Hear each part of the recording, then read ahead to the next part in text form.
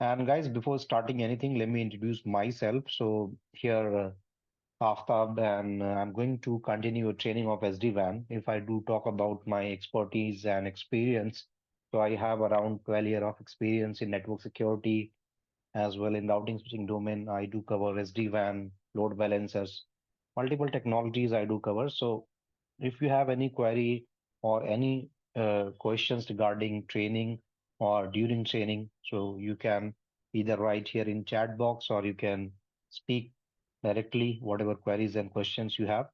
And moreover, if I do explain about the content or training, like how we exactly go here in this training.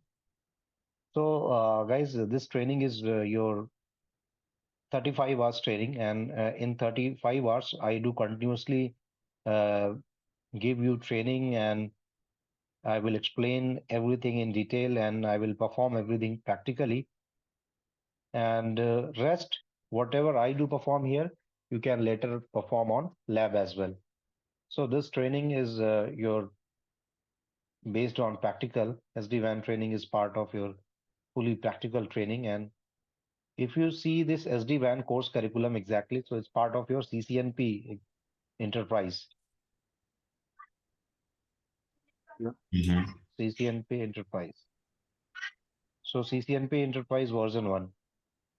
So if you have idea about the CCNP curriculum, so in CCNP we have a one main exam which is CCNP, and we have a several concentration exams. So concentration exams are like particular technology-wise exams which we have in CCNP. That's we call Mm-hmm. concentration exams. So SD-WAN is one of them. Okay. SD-WAN is your concentration exam. Similarly, if you want to understand advanced routing, so that's also part of your concentration exam. So Mm-hmm. this is your advanced routing part. Concentration exam. Let me show you the list of concentration exams so you will get idea about the exam and all. For those who want to do exams, so they will get clear understanding. So as such, there is no prerequisite. But if you Mm-hmm. want to go to for this exam, so you have to clear first your Mm-hmm. main exam, which is CCNP. Then you can go for the concentration exam. So one second, share you the details of this.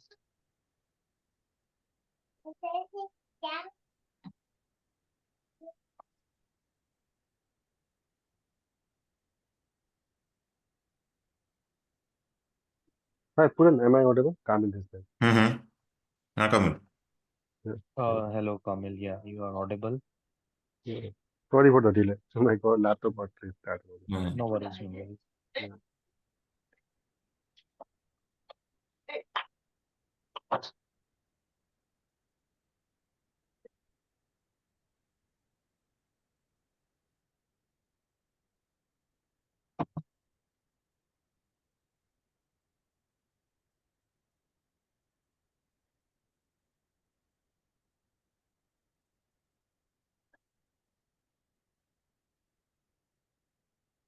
Yeah, you can see here.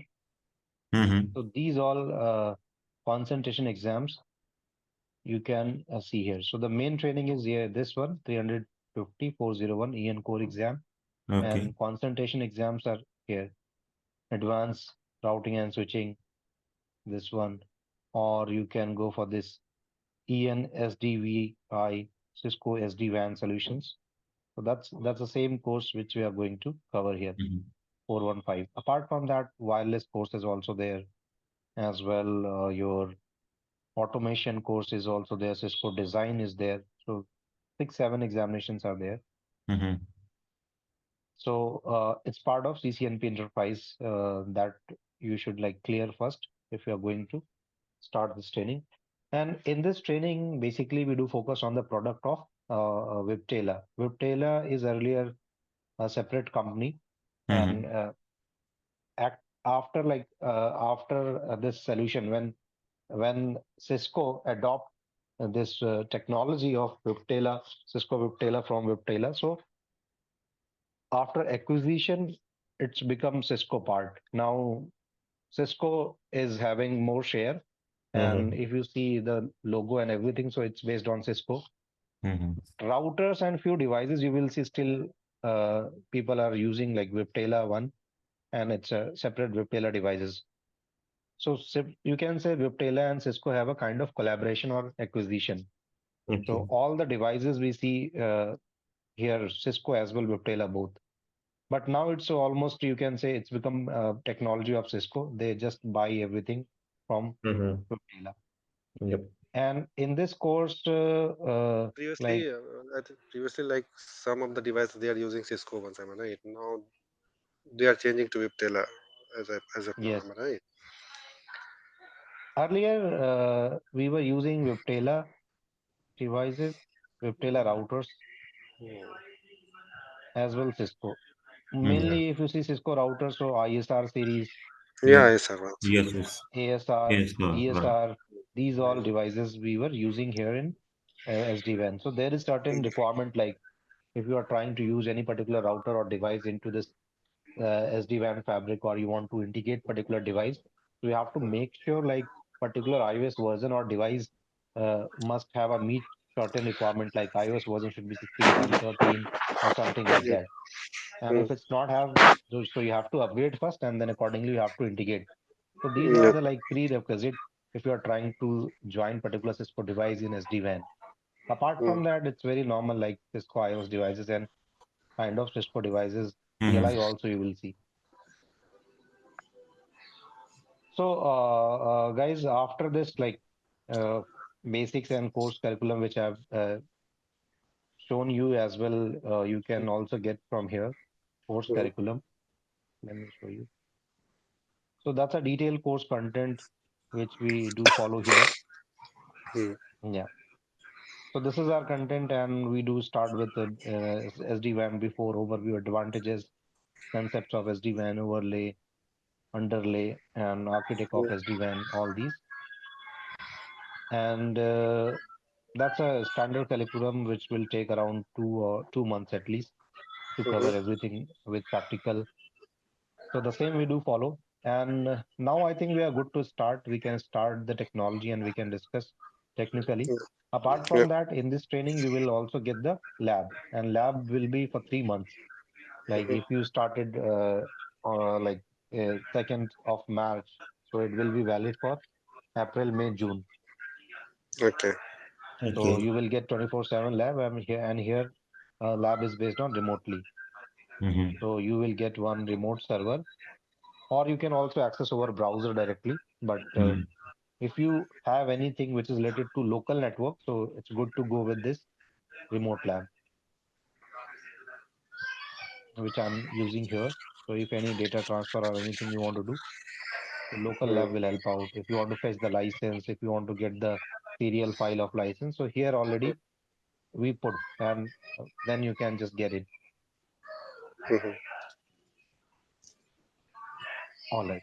So let's do start now with the fundamentals, like why we need this SD-WAN and what is exactly SD-WAN solution and what all advantages we have.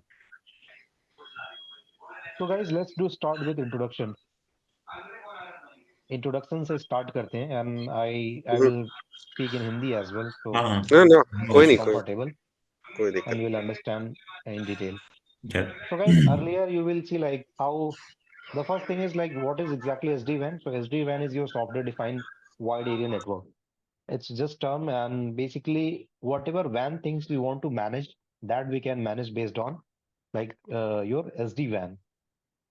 अगर मैं आपकी पहले की बात करूं कि आपका एक ट्रेडिशनल वैन नेटवर्क या लेगेसी नेटवर्क कैसे काम करता था, उसकी बात करूं तो देखो फर्स्ट जो आपको अगर एक ट्रेडिशनल नेटवर्क की बात करूं तो आपका इंटरनेट कैसे चलता था एग्जैक्टली, स्पेशली ब्रांच ऑफिसेज में आप कैसे चलाते थे.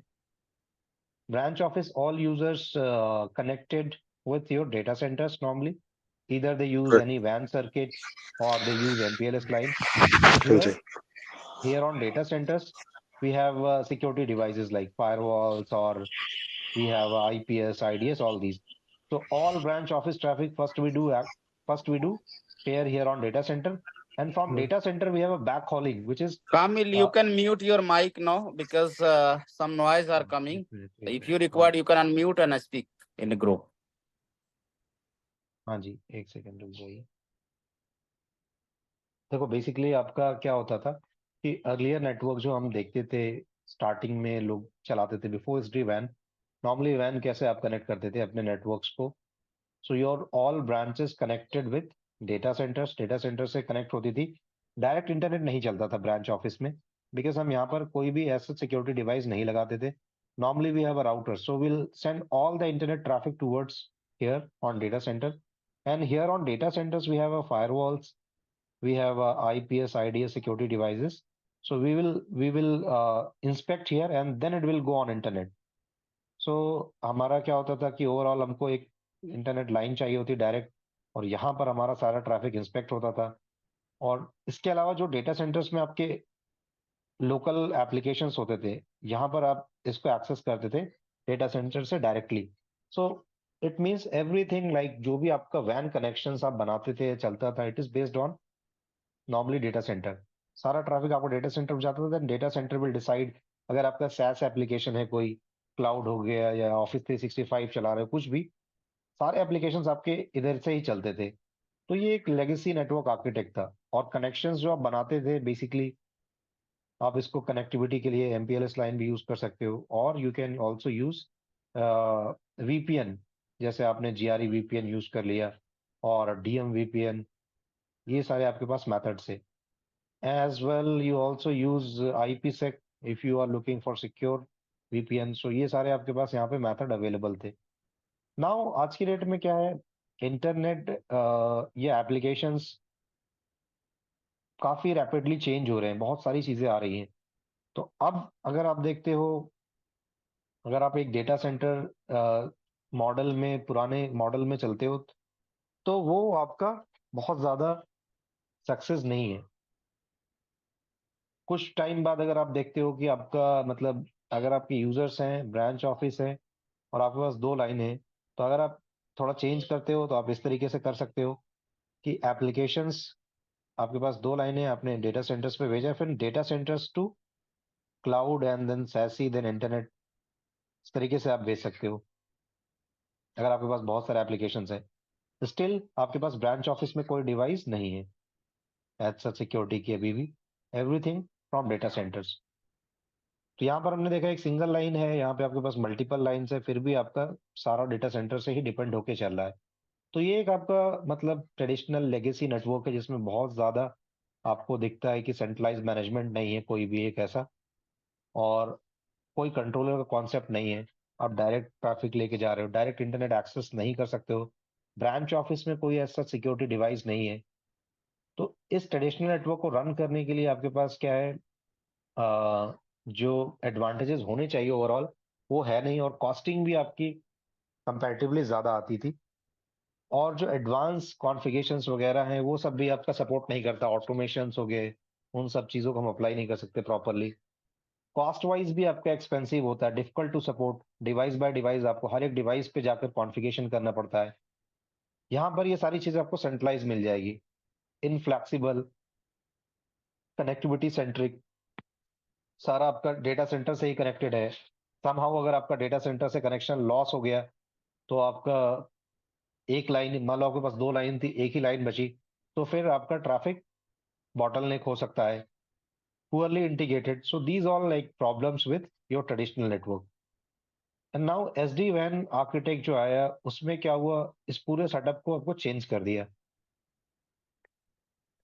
अब सेटअप को चेंज करने से एडवांटेज क्या हुआ कि आपका जितना भी जो ट्रेडिशनल फंक्शन था, वो एक तो अनसिक्योर था टोटली, वो सब कुछ चेंज करके आपको एक सेंट्रलाइज मैनेजमेंट मिल गया, और आपको ऑटोमेशन के फंक्शंस प्रॉपरली मिल गए।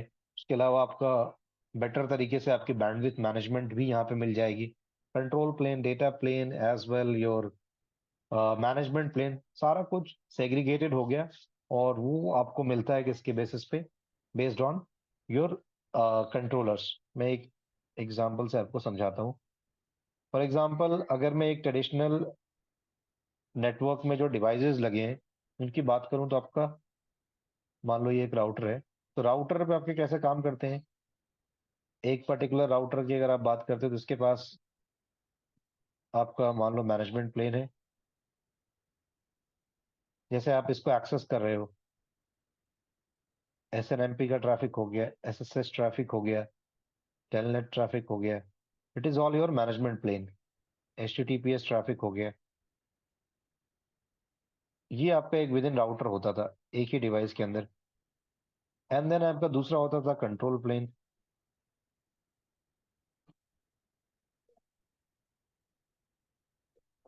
कंट्रोल प्लेन इज समथिंग, जितना भी आप अपना ब्रेन या डिसीजन लेते थे वो कंट्रोल प्लेन के बेसिस पे लेते थे। जैसे राउटिंग टेबल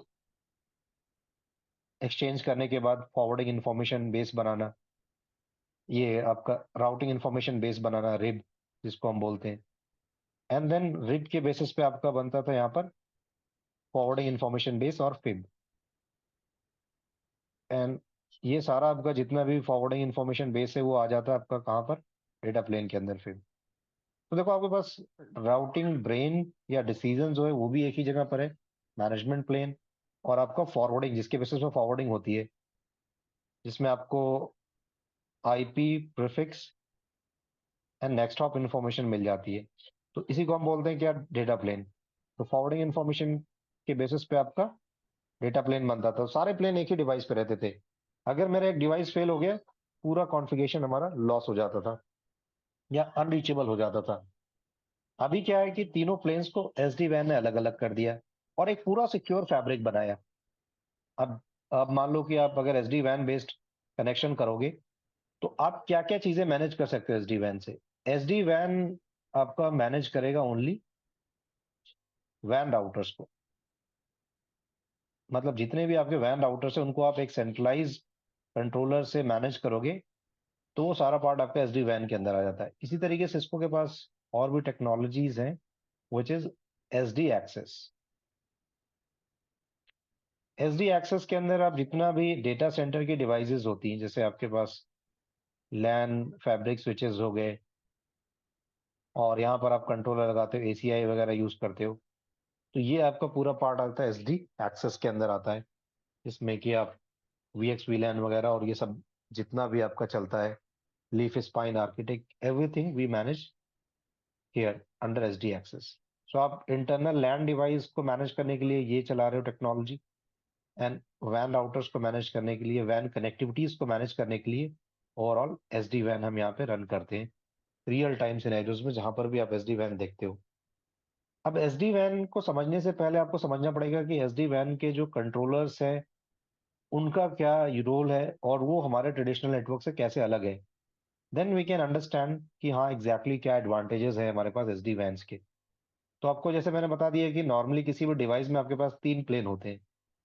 राउटर आप चला रहे हो सिंगल, या अगर थोड़ा सा इंप्रूव राउटर देखते हो, चेजिस बेस्ड राउटर आते थे आपके पास, जिसके अंदर हमारे पास लाइन कार्ड वगैरह लगे होते थे, उससे हम कंट्रोल करते थे चीज़ों को। वो थोड़ा सा इंप्रूव हुआ टेक्नोलॉजी के बाद आई वैन आया। वैन कनेक्शंस को मैनेज करने के लिए हाई एंड डिवाइसेस आपके पास आ गई। उसके बाद जो नया चेंज हुआ वो आपका एसडी वैन आ गया सीधे। अब एसडी वैन जैसे ही आया वो सारा कंट्रोलर बेस्ड हो गया और जितना भी वैन है वो पूरा मैनेजमेंट आपका अब कंट्रोलर से होने लगा। तो मेनली एक राउटर या डिवाइस के पर्सपेक्टिव में आपके पास तीन प्लेन मिलते हैं। एक तो डिवाइस को मैनेज करने के लिए मैनेजमेंट प्लेन, एक्सेस कर रहे हो आप, मॉनिटर कर रहे हो और आप उस पे जो है ब्राउजिंग के थ्रू कुछ कर रहे हो, तो वो सारा आपका क्या होता है, management plane. Control plane is your brain and forwarding plane, या जिसको हम डेटा प्लेन बोलते हैं, उससे हमारा जितना भी डेटा फॉरवर्ड होता है, फॉरवर्डिंग डिसीजन, वो डेटा प्लेन के बेसिस पे होता है। तो ये तीन फंक्शंस को मिलाकर आपका मेनली एसडी वैन का कॉन्सेप्ट आया। और एसडी वैन कॉन्सेप्ट जो आया वो एक सिक्योर फैब्रिक है, मतलब पूरा का पूरा ट्रैफिक जो भी चलेगा वो टोटली सिक्योर होकर चलेगा। तो इसमें सिक्योरिटी का भी काफी मतलब ध्यान रखा गया कंपैरेटिवली। जो हमारा ट्रेडिशनल नेटवर्क है वो अनसिक्योर है टोटली। तो यहाँ पर आपका जितना भी कंट्रोल प्लेन, डेटा प्लेन या आपका मैनेजमेंट प्लेन है, ये 100% सिक्योर है, मतलब इनक्रिप्टेड चलेगा सारा। अभी तक हमारा कोई राउटिंग इन्फॉर्मेशन एक्सचेंज हो रही तो हम इनक्रिप्ट नहीं करते थे। डेटा प्लेन भी हमारा क्लियर टेक्स्ट चलता था, मतलब अनइनक्रिप्टेड। अगर आप एसडी वैन फैब्रिक में देखोगे तो सबसे पहले आपको कंट्रोलर्स के रोल्स को समझना है, देन यू विल अंडरस्टैंड कि एग्जैक्टली एडवांटेजेस क्या क्या होते हैं। अब अगर आप देखोगे एक आर्किटेक्ट एसडी वैन का, तो आपको कुछ इस तरीके से दिखेगा। सिस्को एसडी वैन आर्किटेक्ट। सबसे पहले मतलब आपको यही समझना पड़ता है एग्जैक्टली इसका आर्किटेक्ट है क्या, how we manage our branch office, data centre, small office और क्लाउड नेटवर्क, या जहाँ पे भी आपका क्लाउड आपने जो यूज किया उसको आप कैसे मैनेज करोगे एक centralise controller based. Legacy network में कोई भी हमारा सेंट्रलाइज कंट्रोलर कॉन्सेप्ट नहीं था, हर एक डिवाइस को हम मैनुअली कॉन्फ़िगर करते थे, मैनेज करते थे, और वो हमारा हर एक साइट्स पे इंजीनियर की रिक्वायरमेंट्स भी होती थी, और आपको कंसोल वगैरह लगाकर कोई देता था, फिर आप उस पर स्क्रिप्ट वगैरह रन करते थे। तो यहाँ पर आपका काफी चीजें ऑटोमेटेड हो गई कंपैरेटिवली। अब अगर मैं यहाँ पे बात करूं कि आपके पास मेन जो कंट्रोलर्स हैं, उन कंट्रोलर्स का क्या रोल है। देखो सबसे पहले आपके पास आ जाएगा एक कंट्रोलर जिसको हम वी मैनेज बोलेंगे। तो मतलब आप जितना भी कॉन्फ़िगरेशन करोगे, for example you want to apply something which is OSPF configuration, you want to apply BGP configuration किसी भी साइट पर, तो जितना कॉन्फ़िगरेशन का पार्ट है वो हमारा वी मैनेज पे होगा। और यहीं पे हमें लॉग भी मिलेंगे, मतलब जो भी इवेंट्स हो रहे हैं, मतलब आपका अगर ओएसपीएफ नेबरशिप डाउन हो रही है किसी साइट पर, या कुछ भी एक्स वाई जी आपका बीजीपी फ्लैपिंग हो रहा है, या कोई ट्रैफिक आपका अलाउ ब्लॉक हो रहा है, तो उसके लॉग भी हमें यहाँ पर मिल जाते हैं वी मैनेज पर। तो vManage is kind of your management plane. एक आपका कंट्रोलर जो सबसे फर्स्ट है वो आपका यही हो गया, और यहाँ से हम कॉन्फ़िगरेशंस को अप्लाई करते हैं मेनली। एंड नेक्स्ट हमारे पास जो डिवाइस है that is your vSmart. VSmart is your, vSmart equal to control plane, मतलब जितना डिसीजन हम लेंगे वो सारा वी स्मार्ट से लेंगे। राउटिंग टेबल वगैरह जो भी हमारा एक्सचेंज होगा that is based on vSmart. And इसके अलावा आपका जो एक्चुअल फॉरवर्डिंग होगी, मतलब वो हमारे राउटर्स पे होगी, मतलब राउटर्स करेंगे डेटा प्लेन। यहाँ पर आप सिस्को आईएसआर, एएसआर और ईएनसीएस वाइट बॉक्सेस ये सारे आप लगा सकते हो, अलग अलग डिवाइसेस, वीएच सीरीज भी आप लगा सकते हो वर्चुअल में। तो आपका मेनली यहाँ पर तीन कंट्रोलर्स हो गए, और इन तीनों कंट्रोलर्स को आप देखोगे सबका अलग अलग फंक्शन हो गया। वी मैनेज और मैनेजमेंट पर्सपेक्टिव, राउटिंग डिसीजंस आपको जितना भी लेना है वो सारा आपका वी स्मार्ट करेगा। फाइनली राउटिंग टेबल जो आपकी इंस्टॉल होगी वो राउटर्स पे जाके इंस्टॉल हो जाएगी, उसके बेसिस पे फॉरवर्डिंग होगी। ये आपके पास तीन मेन फंक्शंस हो गए। अब यहाँ पर एक और फंक्शन आ रहा है, ऑर्केस्ट्रेशन। ऑर्केस्ट्रेशन का एक फंक्शन है जिसको हम परफॉर्म करते हैं वी बॉन्ड पे। VBond is basically your authentication device, मतलब जितने भी डिवाइसेस आप इस फैब्रिक के अंदर यूज करोगे, all devices first you have to authenticate. For example अब देखो आपका एक इसी फैब्रिक को हम अगर यूज करें यहाँ पर,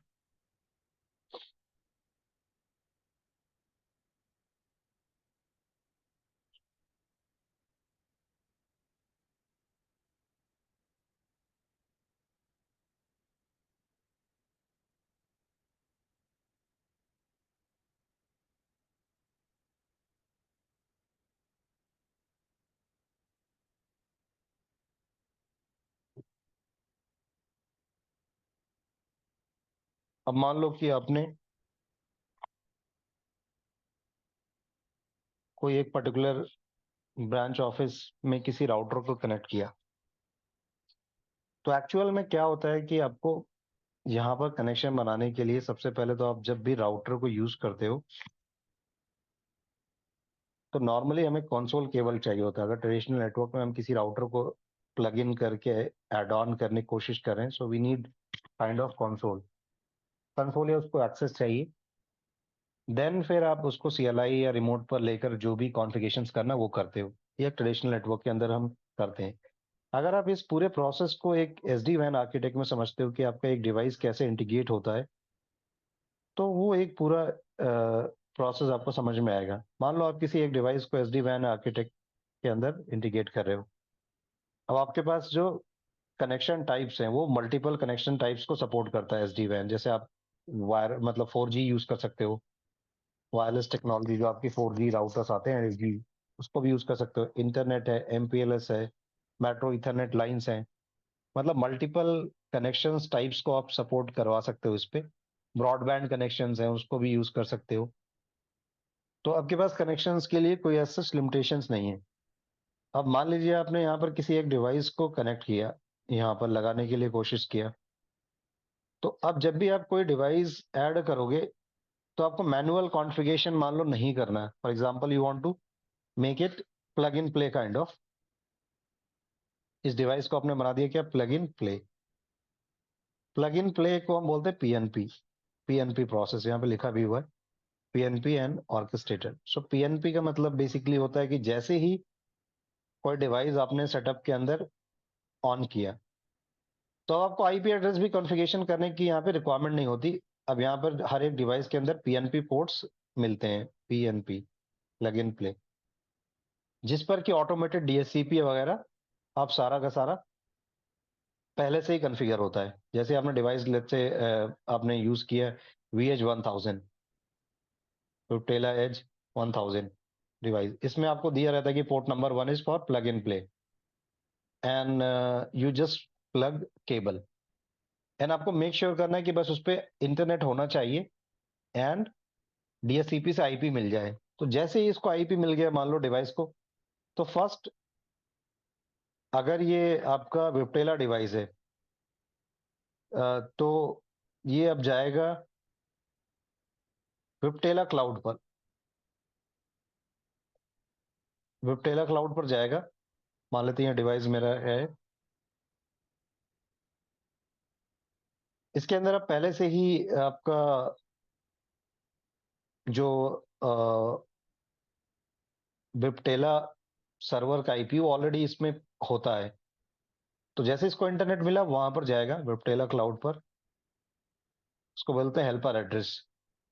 तो विप्टेला डिवाइस पर जाएगा and Viptela device will check the serial number of the device और ये ऑथेंटिकेट करेगा इसके साथ। विप्टेला डिवाइस जो आपने लगाया है वो विप्टेला क्लाउड से इसका सीरियल नंबर चेक करेगा, ऑथेंटिकेट करेगा and it will give the address of vBond.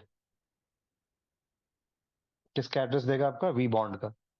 VBond क्या है, आपका ऑर्केस्ट्रेशन, मतलब ऑर्केस्ट्रेशन मतलब कोई भी डिवाइस ऑनबोर्ड करता है तो फर्स्ट वी बॉन्ड से ऑथेंटिकेट कराएगा। तो वी बॉन्ड आपका क्या होना चाहिए, हमेशा आपके आर्किटेक्ट के अंदर पब्लिकली रीचेबल होना चाहिए, मतलब पब्लिक आईपीस पे होना चाहिए। तो फर्स्ट ऑफ ऑल आपने प्लग इन किया, it will go on cloud, it will verified the serial number and serial number की हेल्प से इसको पता चल जाएगा कि ऑर्गेनाइजेशन नेम क्या है, कौन सी ऑर्गेनाइजेशन से बिलोंग करता है, HCL, विप्रो, टेक महिंद्रा या जो भी XYZ कंपनी है। और आपका अकाउंट और आपकी डिवाइसेस पहले से यहाँ रजिस्टर होनी चाहिए क्लाउड पर। देन अब ये आपका वी बॉन्ड बता देगा कि आप इस पर्टिकुलर ऑर्गेनाइजेशन के लिए जो हमारा वी बॉन्ड है, वी बॉन्ड का IP 111 है for example. Then it will go here on vBond, vBond के पास जाएगा। ये है हमारा वी बॉन्ड, मान लेते हैं वी बॉन्ड भी एक डिवाइस ही है। वी बॉन्ड के पास जाएगा, वी बॉन्ड फिर इसको ऑथेंटिकेट करेगा ये इस डिवाइस को। और वंस ऑथेंटिकेशन डन तो ये वी बॉन्ड इस इंफॉर्मेशन को, इस राउटर के इंफॉर्मेशन को वी मैनेज को भी बता देगा, जो भी आपका मैनेजर होगा, वी मैनेज जहां से आप पॉलिसी बनाओगे और जो आपके कंट्रोल प्लेन पॉलिसीज चेक होंगी वो आपकी यहां पर होगी, इसको भी इन्फॉर्म कर देगा। एंड देन अगर आपने यहाँ पे कोई टेम्पलेट या पॉलिसी पहले से बना रखी है then you can push it to device. So this is the whole plug in play process, जिसमें कि आपका कॉन्फ़िगरेशन आपने एक बार यहाँ पे टेम्पलेट के फॉर्म में कर लिया, उसको आप बस यहाँ पे पुश कर सकते हो once device will show here on dashboard. हाँ जी, पूछिए, कोई क्वेश्चन है तो।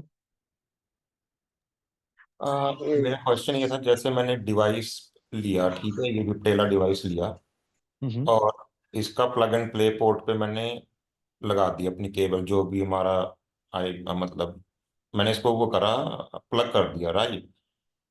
उसके बाद ये जाएगा विप्टेला क्लाउड पे, हाँ जी। राइट। विप्टेला क्लाउड पे जो भी चलो सीरियल नंबर वगैरह जो भी हमने परचेज करा वो तो इनके पास होगा। सीरियल नंबर, चेचिस नंबर, हाँ, हाँ, हर इंफॉर्मेशन हो बट जाएगी। उसमें क्या, मेरे को जैसे मान लो कि मेरा अपना एक ऑर्गेनाइजेशन है, तो जहाँ पे मैंने अपना एसडी वैन क्रिएट किया हुआ है, वी बॉन्ड वगैरह बनाया हुआ है, तो वो वी बॉन्ड आईपी भी मेरे को बताना पड़ेगा सिस्को को, विप्टेला को? हाँ हाँ, वो आपको अकाउंट में वहाँ डालना पड़ता है। ओके, तो मुझे वो विप्टेला क्लाउड में जब मैं रजिस्ट्रेशन अपना एक हाँ नया अकाउंट बनाऊंगा, तो वो हाँ मेरे को जी, हाँ जी, प्रॉपर वो आपको इन्फॉर्मेशन देनी पूछेगा। पड़ेगी, राइट? हाँ जी, मैं आपको दिखाता हूँ एक डॉक्यूमेंट कैसे दिखाते हैं, उस पर स्क्रीनशॉट अभी दिखा देता हूँ, ओके। आपको और क्लियरिटी मिल जाएगी। स्टार्टिंग में थोड़ा सा टिपिकल प्रोसेस लगता है ये चीजें समझना, लेकिन अब इसको समझ सकते हो। अब देखो ये, इसके लिए आपको मल्टीपल डॉक्यूमेंट्स भी देखने पड़ेंगे। यहाँ पे मैं आपको दिखाता हूँ एग्जैक्टली कि देखो क्या क्या इन्फॉर्मेशन मांगती है जब आप जाते हो onboard hmm. Plug in play के लिए। तो देखो आपके पास क्या है, एक सेकेंड थोड़ा सा इसको एनलार्ज करते हैं। ऑनबोर्डिंग के लिए बहुत सारे डिवाइस है, अभी हम एक मेथड की बात करें जो विप्टेला के अंदर होता है, उसको बोलते हैं ZTP, जीरो टच राइट, हाँ, जीरो प्रोविजनिंग। टच प्रोविजनिंग, और राइट। सिस्को के अंदर हम बोलते हैं प्लग इन प्ले। तो ये ओके। ऑटोमेटेड प्रोविजनिंग है। दूसरा, आप डिवाइस को ऑनबोर्ड कर सकते हो। ऑनबोर्ड का मतलब इंटीग्रेट करना SD वैन फैब्रिक के अंदर, कंट्रोलर के साथ इंटीग्रेट करने के प्रोसेस को बोलते हैं हम ऑनबोर्डिंग प्रोसेस। वो मैनुअल भी हो सकता है, बूट स्ट्रैप भी हो सकता है।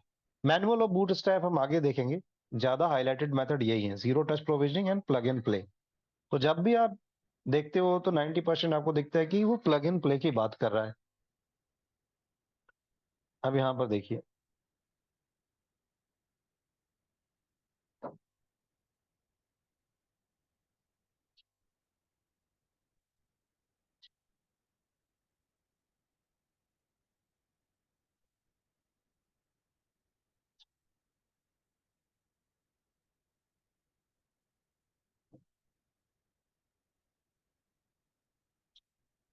देखो अब आपको यही मैं प्रोसेस बता रहा था। अपॉन बूटअप, जैसे ही आपका डिवाइस बूट होता है, the vEdge devices contacts the vBond architect orchestrator और establish secure transit DTLS control connection. The vBond information can be either manually or via CLI or managed device using IP address or resolvable domain FQDN name, or can be obtained automatically through the PNP or ZTP process. कह रहा है कि वीबॉन्ड information जो आपका मतलब orchestrated device है, उसकी information ये आप मैनुअली कॉन्फ़िगर कर सकते हो वाया CLI वैनेज डिवाइसेस में, तब तो उसको मिल जाएगा। लेकिन अगर आप प्लग इन प्ले कर रहे हो तो कह रहा है can be obtain automatically through the PNP और ZTP प्रोसेस। अब आप देखो कि जब आप ये करते हो PNP या आपका ये जीरो टच प्रोविजनिंग प्रोसेस, तो वो कैसे होता है। पीएनपी और जेटीपी दोनों डिफरेंट नहीं नहीं, कंसेप्ट। सेम होता है, अगर सिस्को उसको अगर पीएनपी अगर बोलते सिस्को हैं। के लिए करते हो then we call it plug in play. Okay. And if you are going to use Viptela Viptela. Process, तो उसको बोलते हैं हम लोग ZTP, zero touch provisioning. Viptela दोनों सेम डिपोर्ट है। विप्टेला डिवाइस है हमारा। हाँ, हम्म। इसमें भी आपके पास कौन सी डिवाइस सपोर्ट करेगा कौन सी नहीं, उसकी भी लिस्ट है। जैसे ये आपका है प्लग इन प्ले सपोर्ट करेगा ASR1 के, ASR1002 डज नॉट सपोर्ट, ये बूटस्ट्रैप ही सपोर्ट करेगा, मैनुअल नहीं सपोर्ट करेगा। ISR नॉर्मली आपको रियल टाइम सिनेरियोज में ISR 4000 डिवाइसेस मिलेंगी, वो हाँ जी। ऑलमोस्ट सारे मेथड सपोर्ट करते हैं। वन के तो बहुत कम देखने को मिलता है। एंड वैन ऑनबोर्डिंग में आपको ये दिख जाते हैं, बट ये विप्टेला डिवाइसेस कम मिलते हैं देखने को रियल टाइम में।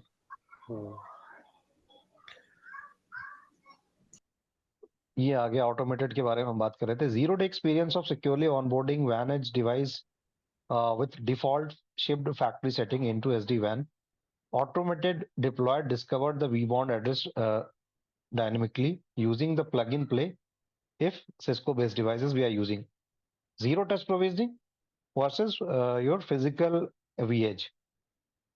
तो आपको यहाँ पे दिखा रहा है क्या, डिवाइस इज कनेक्टेड टू वैन ट्रांसपोर्ट। जैसे आपने कनेक्ट किया DSCP पोर्ट से, उसको IP मिल गया, default gateway and DNS information, मतलब इतनी इन्फॉर्मेशन उसको मिलनी चाहिए ब्रांच ऑफिस या जिस साइट पे आप कनेक्ट कर रहे हो। एक बार मिल गया, वैन एज डिवाइस कैन रिजॉल्व। अब ये जाएगा, अगर सिस्को का वो प्लग इन प्ले कर रहा है, सो it will try device helper.cisco.com, इसको ट्राई करेगा। ओके रिजॉल्व करेगा और उसको सिस्को क्लाउड की तरफ वो फिर पॉइंट कर देगा और ये आपका डिवाइस आपका चला जाएगा। अगर वो जा रहा है उधर विप्टेला डिवाइस यूज कर रहा है तो एड्रेस होता है ztp.viptela.com। ठीक है, वहां पर जब जाएगा तो वहां पर जाके वो आपका rebound IP, device information, serial number सारा वैलिडेट करेगा and then device will get to know कि हाँ मेरा ये रीबाउंड आईपी और उससे रीचेबल हो गया वो। उसके बाद उस पे जो पॉलिसी है वो आपकी अप्लाई हो जाती है। अब यहाँ पे आइए, तो पे जो डिस्कस एक देख रहे हैं। अभी एक आपने जो ऊपर बताया डीएनएस डिफॉल्ट गेटवे और डीएनएस, तो ये पीएनपी जो पोर्ट होता है उस पर बाय डिफॉल्ट डला होता है? नहीं नहीं, ये देखिए मैं क्या डायग्राम में बता रहा हूँ, एक सेकंड। जैसे मान लीजिए आप एक साइट को ऑनबोर्ड कर रहे हो, अब ये एक नया बॉक्स है तो आपका ये मान लो ब्रांच ऑफिस है।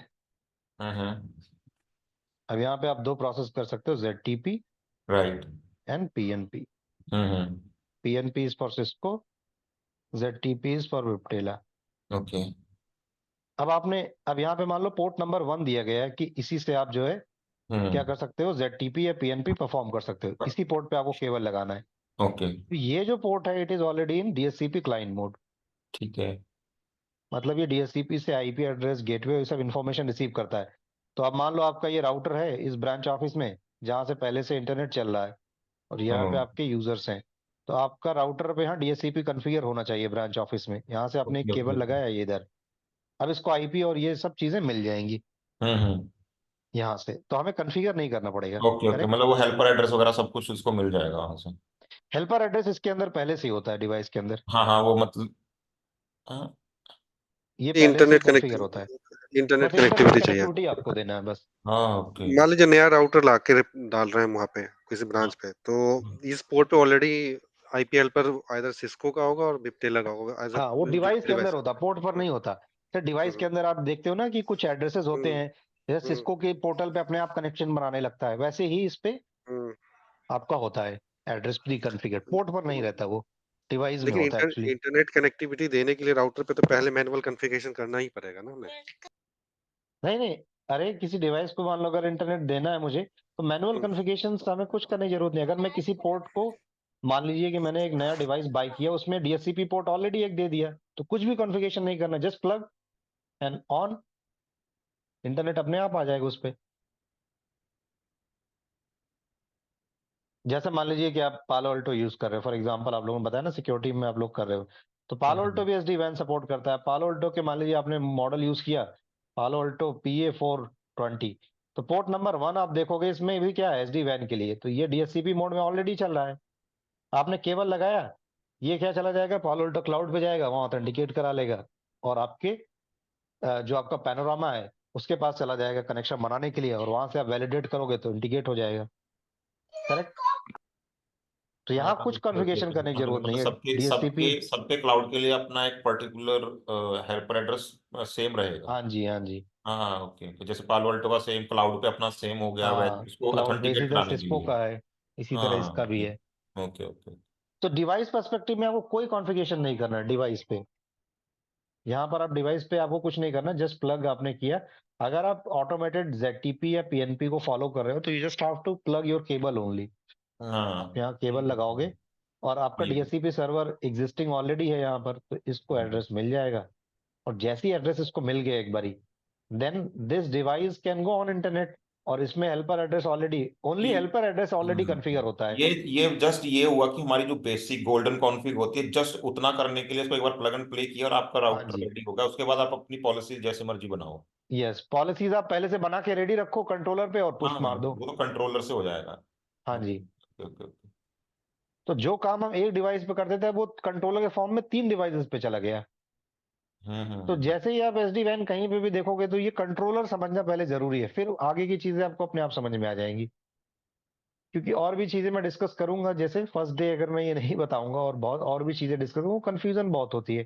तो फर्स्ट डे आपको यही पता होना चाहिए कंट्रोलर्स क्या कर रहे हैं। तो मैंने आपको बताया कि राउटर में जितने प्लेन्स होते हैं वो एक ही डिवाइस में होते थे पहले हाँ हाँ। ट्रेडिशनल नेटवर्क में, अब इनको कंट्रोलर के यस। फॉर्म में दे दिया।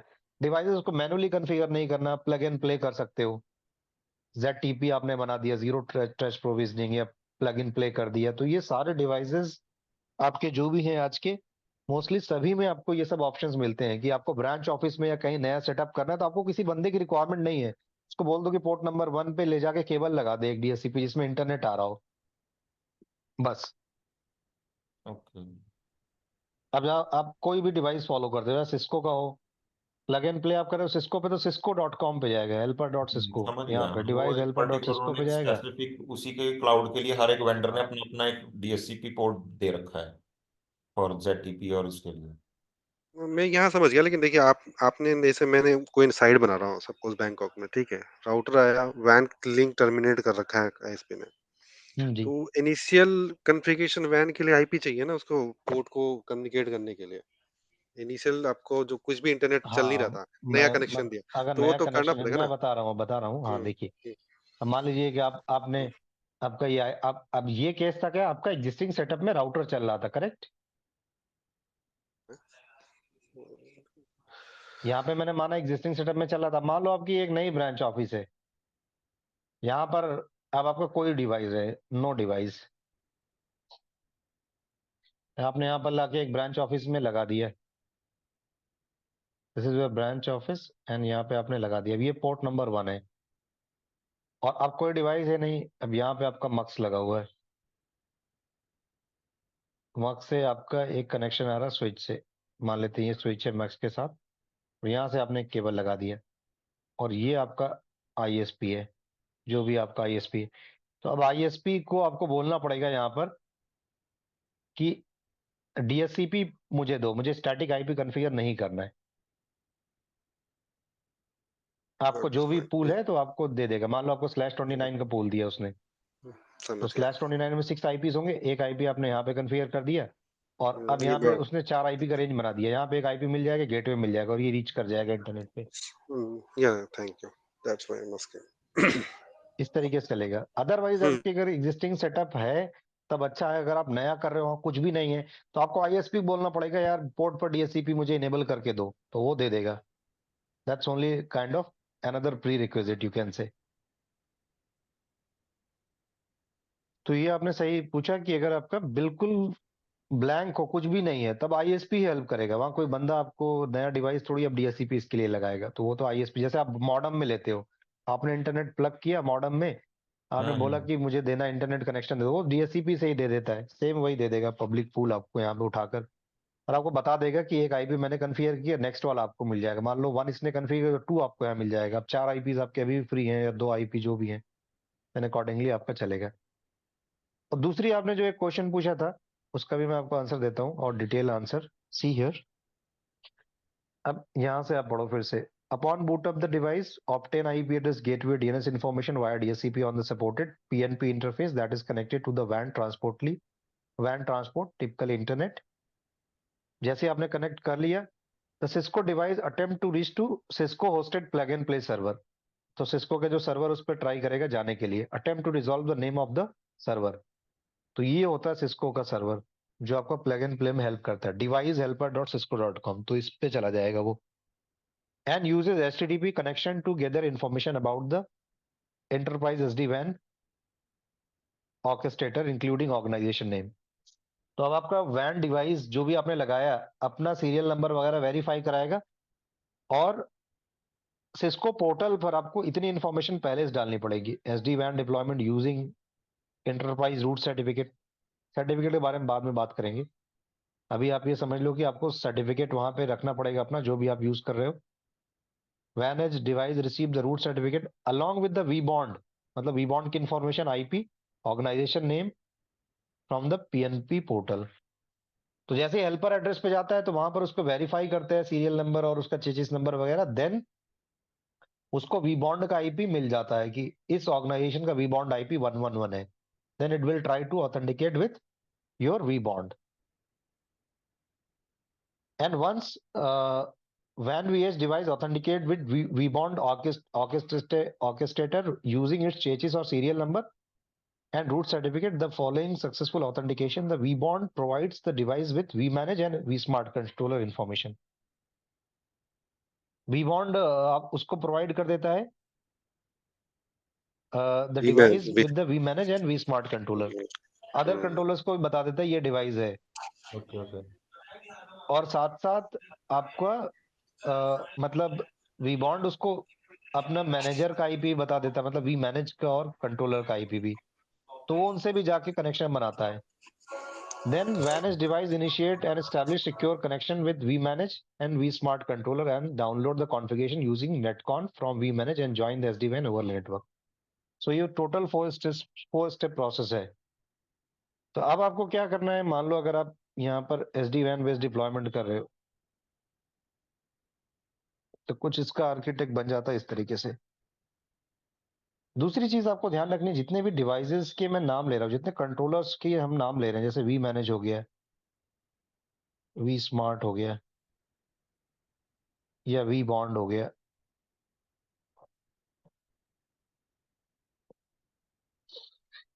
vManage, vBond, vSmart, ये सारे कंट्रोलर्स जो भी हमारे पास हैं, इट इज ऑल वर्चुअल. कोई फिजिकल डिवाइस इनका नहीं आता है. VManage, vSmart, vBond, it is all virtual, there is no hardware for this. तो अगर आप इसका डिप्लॉयमेंट कर रहे हो, कंट्रोलर्स डिप्लॉयमेंट जब आप करते हो, तो आपके पास ऑप्शंस होता है कि आप बेसिकली इसको क्लाउड में कर लो. तो अगर आप सिस्को क्लाउड में कर लेते हो तो अच्छी बात है. अदरवाइज आप इसको यूज कर सकते हो पब्लिक क्लाउड्स पे. आप जाना चाहते हो, फॉर एग्जांपल आपको जाना है AWS पे, तो दैट इज आल्सो अवेलेबल. या अगर आप जाना चाहते हो एज्योर, या आप अगर जाना चाहते हो गूगल क्लाउड पे, तो ऑल अवेलेबल, मतलब सारे प्लेटफॉर्म्स पे आपको मिल जाएगा ये. बस आपको ऑन करना है और स्पिन करना है और इसको रन करना है. एंड ओनली बी मॉड का आईपी पब्लिक होना चाहिए, am I right? हाँ, वी वांट का आईपी हमेशा पब्लिक होना चाहिए जिससे वो रीचेबल हो. इसको हम्म, पब्लिक आईपी होना चाहिए. साथ साथ आपका, अगर आप पब्लिक नहीं रखना चाहते हो, तो स्टैटिक नेट होना चाहिए 1-to-1, हम्म, जिससे कि अगर आपने आपका जैसे क्लाउड में रख रहे हो, तो एग्जैक्टली क्या होता है, वो आपका पब्लिक आईपी प्राइवेट, एक्चुअल में जो आप कॉन्फ़िगर करते हो प्राइवेट आईपी होता है, उसके ऊपर आप क्या कर सकते हो, स्टैटिक check मैपिंग point. कर देते हो. हाँ, हाँ, हाँ क्लाउड का है कि पब्लिक आईपी सपोर्ट नहीं करती बहुत सारी. Yes, correct. हम्म, वो आपका बाइंड करना पड़ता है. तो एक ही बात हो तो गया. कुल हाँ, मिला वो के वो चेक पब्लिकली पॉइंट रीचेबल होना चाहिए. 1-to-1 नेट कर सकते हैं, नो 1-to-1 नेट, करेक्ट. समस्या. डेस्टिनेशन नेट आप बोल सकते हो. हाँ जी, हाँ, हाँ. So that people can access from outside. Hmm, हाँ ओके. अब इनमें स्केलेबिलिटी भी आती है. स्केलेबिलिटी का मतलब आप वी मैनेज आपका कितने डिवाइसेस को सपोर्ट कर सकता है, उसके लिए भी स्केलेबिलिटी, उसका हार्डवेयर रिसोर्स कितना होना चाहिए, वो आगे हम देखेंगे कैसे होता है. आपको बहुत ज्यादा डिवाइसेस है तो आपको कितना सीपीयू रैम लेना पड़ेगा और कितना स्केलेबिलिटी बनानी है, उसके लिए आप वर्चुअल कॉन्फ़िगरेशन उसके अकॉर्डिंग ले सकते हो. अब तीनों कंट्रोलर्स आपके पास हो गए. अब इसी आर्किटेक्ट को आप ऐसे समझ लो, अब ये पूरा जितना भी आपका एसडी वैन फैब्रिक है, इट्स टोटली सिक्योर. तो मान लो अगर आपने वी मैनेज यहाँ पे एक लगाया, और ये हमारा क्या हो गया, वी स्मार्ट हो गया, और यहाँ पर मेरे पास डिवाइस हो गया एक वी एज. राउटर को हम बोलेंगे वी एज, वी एज.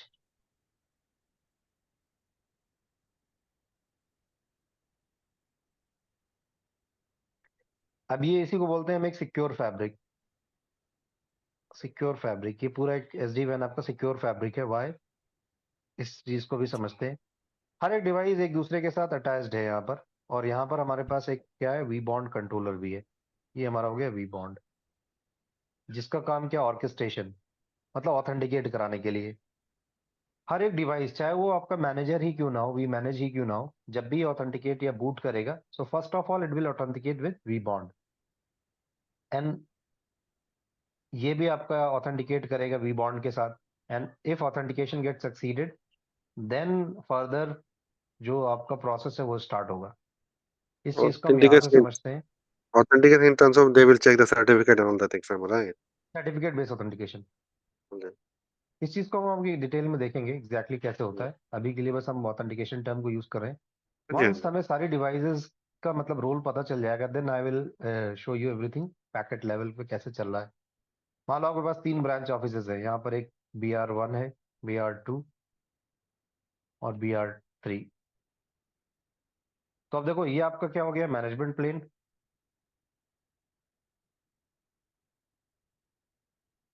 ये आपका हो गया कंट्रोल प्लेन।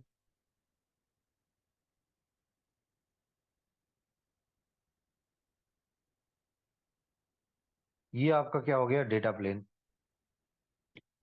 अब हर एक, जैसे आपने मान लो इसको किया यहां पर ऑन बोर्ड, तो अगर आप प्लग इन प्ले कर रहे हो तो क्लाउड पर गया, स्टेप समझना, क्लाउड पे गया, क्लाउड ने इसको इंफॉर्मेशन बता दी वी बॉन्ड की। From cloud it will get to know vBond, और वी बॉन्ड से इसने ऑथेंटिकेशन करा लिया यहाँ पर। ठीक है, ऑथेंटिकेशन कराने के साथ वी बॉन्ड ने वी मैनेज और आपका वी स्मार्ट, इनके आईपीस को भी यहां पर दे दिया इसको।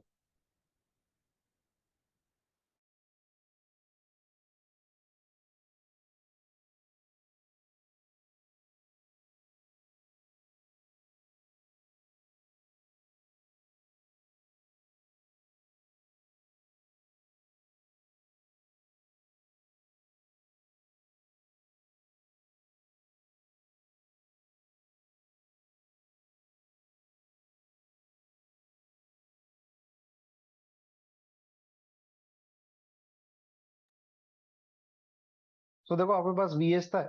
अब ये क्या करेगा, जैसे इसने ऑथेंटिकेशन करा लिया इससे, अब ये क्या हो जाएगा यहाँ पर इसके साथ कनेक्शन बनाने के लिए,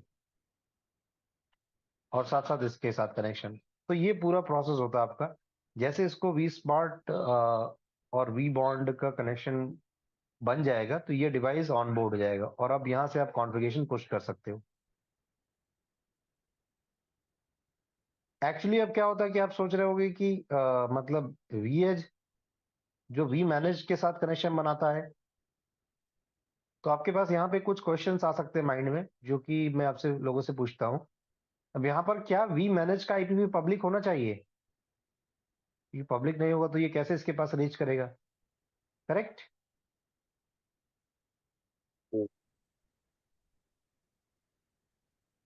होना चाहिए ना आइडियली, आइडियली होना चाहिए। बट ऐसा है नहीं यहाँ पर। क्यों? क्योंकि हम और कंट्रोलर्स को टोटली सिक्योर रखना चाहते हैं, पब्लिकली एक्सपोज करने की जरूरत नहीं है। अब रीजन क्या है, जो आपका वी बॉन्ड है, वी बॉन्ड सबसे पहले ऑथेंटिकेट हो रखा है, सारे कंट्रोलर्स वी बॉन्ड से ऑथेंटिकेट हो रखे हैं।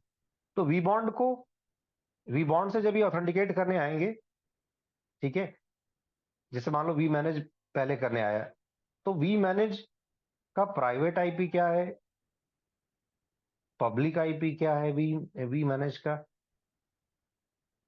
ये सारे आईपीस पहले ही किसको पता चल जाता है, वी बॉन्ड को। और अगर आप थोड़ा सा राउटिंग स्विचिंग या आपने पढ़ा होगा कि बेसिकली फायरवॉल्स में नेट टी प्रोसेस होता है। अगर कोई डिवाइस प्राइवेट आईपी की मतलब नेटिंग कर रहा है और उसको मुझे वीपीएन स्टैब्लिश करना, साइड टू साइड वीपीएन, तो नेट टी लगाते हैं ना, इसमें यूडीपी 4500 इनकैप्सुलेशन करते हैं। तो यहाँ पर वी बॉन्ड क्या कैपेबल है, नेट टी भी परफॉर्म कर सकता है। तो अगर मान लो वी मैनेज ने इसकी तरफ कनेक्शन बनाया, तो इसका पब्लिक और प्राइवेट आईपी दोनों इसको पता चल जाएगा वी बॉन्ड को। और वी स्मार्ट भी अगर प्राइवेट आईपी के पीछे, तो जिस नेट आईपी के पीछे है या जिस पब्लिक आईपी के पीछे है, तो वो इसको पता चल जाएगा। ठीक है, अब जैसे ही वीएच को अपना आईपी, जब ये वीएच को आईपी भेजता है ना वी बॉन्ड, तो इसको पब्लिक प्राइवेट आईपी दोनों बताता है। तो इसलिए कभी भी प्रॉब्लम नहीं होती वीएच को, क्योंकि उसको वी मैनेज का पब्लिक प्राइवेट आईपी दोनों पता है। ये चीज क्लियर हो गई नहीं आपको? वी मैनेज का पब्लिक आईपी बता रहे हैं, मान लीजिए वो क्लाउड पे है, तो क्लाउड पे पब्लिक आईपी कैसे पता चलेगा उसको? ऑर्गेनाइजेशन का पब्लिक आईपी, व्हाट क्या बताना चाह रहे हैं इसमें आप? हाँ, मैं वही चीज क्लियर कर रहा हूँ कि बहुत ही इंपॉर्टेंट पॉइंट है। पहले देखो आपको बता दिया मैंने ऑन बोर्डिंग प्रोसेस, फिर से आते हैं वहीं से स्टोरी स्टार्ट करते हैं। ऑन बोर्डिंग के लिए आपने प्लग इन प्ले किया, रिक्वेस्ट क्लाउड पे गई, क्लाउड ने आपको क्या दे दिया, अपना वी बॉन्ड का आईपी बता दिया। आपका वीएच कहाँ चला गया ऑथेंटिकेट करने के लिए, वी बॉन्ड के पास। करेक्ट, यहाँ तक क्लियर है? यहाँ क्लियर है। क्लियर है। एक बार ऑथेंटिकेट हो गया आपका वी बॉन्ड, तो वीएच किसको जाने लगा, वी बॉन्ड को। हम्म, अब वी बॉन्ड क्या करेगा कि वी मैनेज और वी स्मार्ट के बारे में भी इसको बताएगा। देखो यहाँ पर मैं लिखा ना, वी स्मार्ट और वी मैनेज का आईपी भी इसको बताएगा, किसको, वीएच को। Alright, okay. अब यहाँ पे क्वेश्चन आता है वी बॉन्ड को कैसे पता, वी एज और वी मैनेज का। तो हर एक डिवाइस जो भी फैब्रिक के अंदर है उसको क्या पता होना चाहिए, वी बॉन्ड। जब भी कोई डिवाइस कनेक्ट करेगा, चाहे वो वी मैनेज हो, वी मैनेज ने पहले ही ऑथेंटिकेशन करा रखा है किसके साथ, रिबॉन्ड के साथ। ऑर्केस्ट्रेशन प्रोसेस करा रखा है। और हम्म, अगर ये एक एक प्राइवेट मतलब एक नेट आईपी के पीछे है, तो ये जब भी वी बॉन्ड के साथ ऑथेंटिकेट कराएगा तो वी बॉन्ड इसके साथ नेट टी करता है, जिससे इसको पब्लिक प्राइवेट दोनों आईपीस पता चल जाए, नेट रिवर्सल। ठीक है, ये समझ ये, लेकिन वी मैनेज में हमें तो पब्लिक आईपी चाहिए नहीं, वो प्राइवेट रेंज पे चल रहा है, राइट। अब मान लीजिए एडब्ल्यूएस पे हमने डिप्लॉय करा ये वर्चुअल मशीन को वी मैनेज का, ठीक है, तो उस पे प्राइवेट रेंज पर ही है, तो उसके पीछे तो नेट तो इंटरनेट पब्लिक होना आईपी। चाहिए इस पे, अच्छा, एक इंटरनेट लिंक होना पर आप चाहिए एटलीस्ट इंटरनेट होना चाहिए, वी तभी आप मैनेज। इंडिकेट अच्छा, कर पाओगे। हाँ, क्योंकि अच्छा, वो मेरे को अल्टीमेटली यही आप मेरा वी क्वेश्चन। मैनेज से अगर सेम साइट पे, तब हाँ, तक कोई दिक्कत नहीं है, प्राइवेट भी हो ठीक जाएगा। ठीक, लेकिन मान लीजिए आपकी ब्रांच ऑफिस एक हैदराबाद में, एक दिल्ली में है, तो यहाँ पर एटलीस्ट एक अब यहाँ पर जो भी डिवाइसेस है ना, वी मैनेज हो गया, इस पर ट्रांसपोर्ट एक पब्लिक लिंक होना चाहिए एटलीस्ट। मतलब भले ऑल आपने इस पे, वी मैनेज भी also require the internet connectivity, right, हाँ, बैकबोन पे चाहिए। एटलीस्ट वन ठीक। इंटरफेस। हम्म, रियल टाइम के पर्सपेक्टिव से आप सोचोगे तब, लैब में तो अब मैं इसको ना भी बताऊं तो कोई हम्म, फर्क नहीं पड़ेगा, हमेशा चल जाएगा। But hmm, real time scenarios में you always see one interface must have internet, hmm. तभी उसको जिसको पता हम, चलेगा उसका पब्लिक आईपी क्या है। यस, तभी उसको पता चलेगा, जिसको हम बोलते हैं प्राइवेट, मतलब वीपीएन आईडी 0 के अंदर आपका ट्रांसपोर्ट वीपीएन जो है उसमें आपका एक लिंक होना चाहिए एटलीस्ट इंटरनेट का। VPN 0। ओके। हाँ, वी स्मार्ट का भी एक लिंक आपका इसमें 0 में रहेगा, तभी वो अदर साइड पे कनेक्ट हो पाएगा, अदरवाइज वो मतलब जा नहीं नहीं चलेगा। पाएगा। तो यहाँ पर आएगा तो ये पब्लिक प्राइवेट आईपी भी इसको पता चल गया है। लेकिन एक्चुअली क्या, डायरेक्ट प्राइवेट आईपी हम लोग नहीं डालते इन डिवाइसेस पे, अवॉइड करते हैं, एक नेट आईपी के पीछे रखते हैं, जिससे कि मतलब हर एक डिवाइस को मेरा पब्लिक आईपी ना पता चल पाए, इनबाउंड कनेक्शन ना बन पाए। अब वीएच बना लेगा क्योंकि वी बॉन्ड ने इसको बता दिया, और साथ साथ v vBond vManage को भी बता देता है कि ये वाला डिवाइस आएगा तो एक्सेप्ट कर लेना कनेक्शन। करेक्ट, मान लो वीएच ने ऑथेंटिकेट किया तो वी बॉन्ड वी मैनेज को बता देता है कि ये डिवाइस ऑथेंटिकेट कराने के लिए आएगा आपके पास। तो अब ये क्या करता है, एक टनल बनाता है, डीटीएलएस टनल, डीटीएलएस या टीएलएस टनल बनाता है ये आपकी टनल बन गई यहाँ पर। तो जब इसको आईपी पता चल जाता है तो वी मैनेज के साथ ये क्या करता है, एक एसएसएल या टीएलएस टनल बनाता है। इसको आप डिफाइन कर सकते हो, बाय डिफॉल्ट डीटीएलएस टनल बनती है, लेकिन आप अगर चेंज कर दोगे प्रोटोकॉल, टीसीपी बेस्ड टनल बनाना चाहते हो ज्यादा रिलायबल, तो आपका टीएलएस चल जाएगा। और डायनेमिक टीएलएस मतलब यूडीपी बेस्ड, तो ये ये टनल ऑटो बन गई क्रिएट कर आपकी। ये ऑटो क्रिएट ऑटो करता क्रिएट है होता है, हमारा। हाँ, ऑटो क्रिएट करता है। बट आपको इनकैप्सुलेशन डिफाइन करना पड़ता है, क्या करना है। बाय डिफॉल्ट ये रन होता है, डीटीएलएस ही चलता है, बट अगर आपने यहाँ पे टीसीपी बेस बोल दिया तो टीएलएस चलने लगेगा। करेक्ट, ये ऑटो रन होता है, हमें करना नहीं पड़ता। Alright, okay.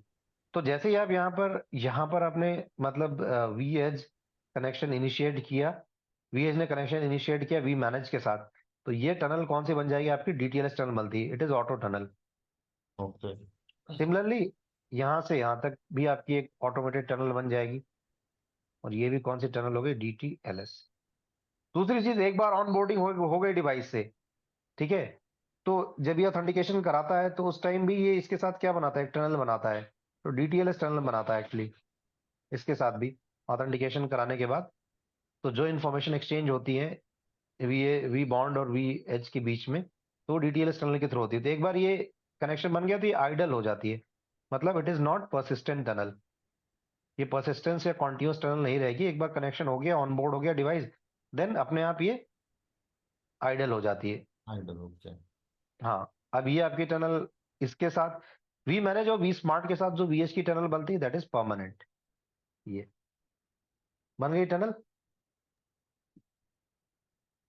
अब इसको वीएच को वी स्मार्ट का ही पता है, इसके साथ इसने ऑथेंटिकेट किया, टनल बनाई, मतलब ऑथेंटिकेशन के बाद यहाँ पे इसने डीटीएलएस कनेक्शन इसके साथ बना लिया, इसके साथ बना लिया डीटीएलएस कनेक्शन। एक बार डीटीएलएस कनेक्शन बन गया तो आपका क्या हो गया, एक सिक्योर कनेक्शन स्टैब्लिश हो गया। अब अगर आपने कोई कॉन्फ़िगरेशन मान लो इस वीएच पर लगाना, आपको यहाँ पे वीएच डिवाइस दिखेगा। अब वी मैनेज पे पूरा इसके इंटरफेसेस, उसका एसएसएच वगैरह, पुट्टी, सब कुछ आप कर सकते हो। अब आपने कोई वीएच पे कॉन्फ़िगरेशन करना है, मान लो आपको बीजीपी चलाना है, तो अब बीजीपी जो आप चलाओगे कॉन्फ़िगरेशन करोगे, वो आप यहाँ पे टेम्पलेट या स्क्रिप्ट के फॉर्म में करोगे। एक तरीके से टेम्पलेट बनेगा और वो टेम्पलेट आप पुश कर दोगे, और वो कनेक्शन जो आप पुश कर रहे हो ये टनल के अंदर कर रहे हो आप। इस टनल के अंदर एक प्रोटोकॉल चलेगा जो कि आपका टेम्पलेट और कॉन्फ़िगरेशन को भेजेगा इधर, इसको हम बोलते हैं नेटकॉन। इस टनल के अंदर कौन सा प्रोटोकॉल चलेगा, नेटकॉन। ओके। अब आप यहाँ कुछ बनाओगे, स्क्रिप्ट बनाई आपने या टेम्पलेट बनाया, उसको पुश करोगे तो पुश करने के लिए जो ट्रांसपोर्ट का काम करेगा वो कौन सा प्रोटोकॉल, नेटकॉन। और इस कॉन्फ़िगरेशन को पुश करने के लिए जो सिक्योरिटी हमें मिल रही है that is based on DTLS और टीएलएस। तो इस ऐसा हो गया कुछ। ये आपका वी मैनेज हो गया और ये आपका राउटर हो गया वीएच।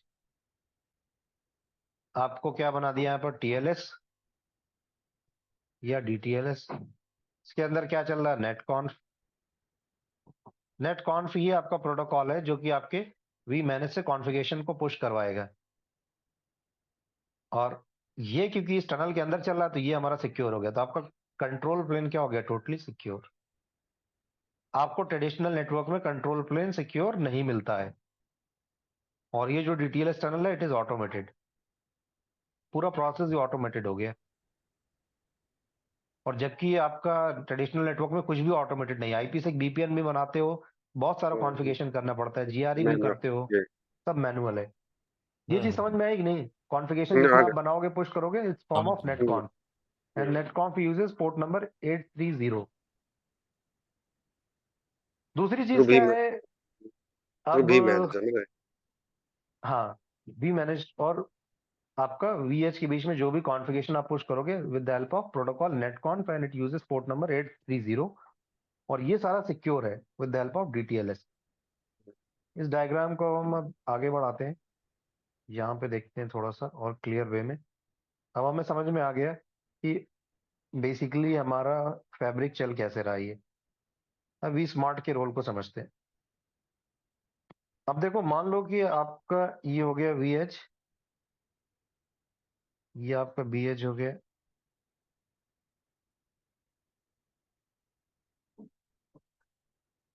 ये एक टनल बन जाएगी आपकी इधर से यहाँ तक।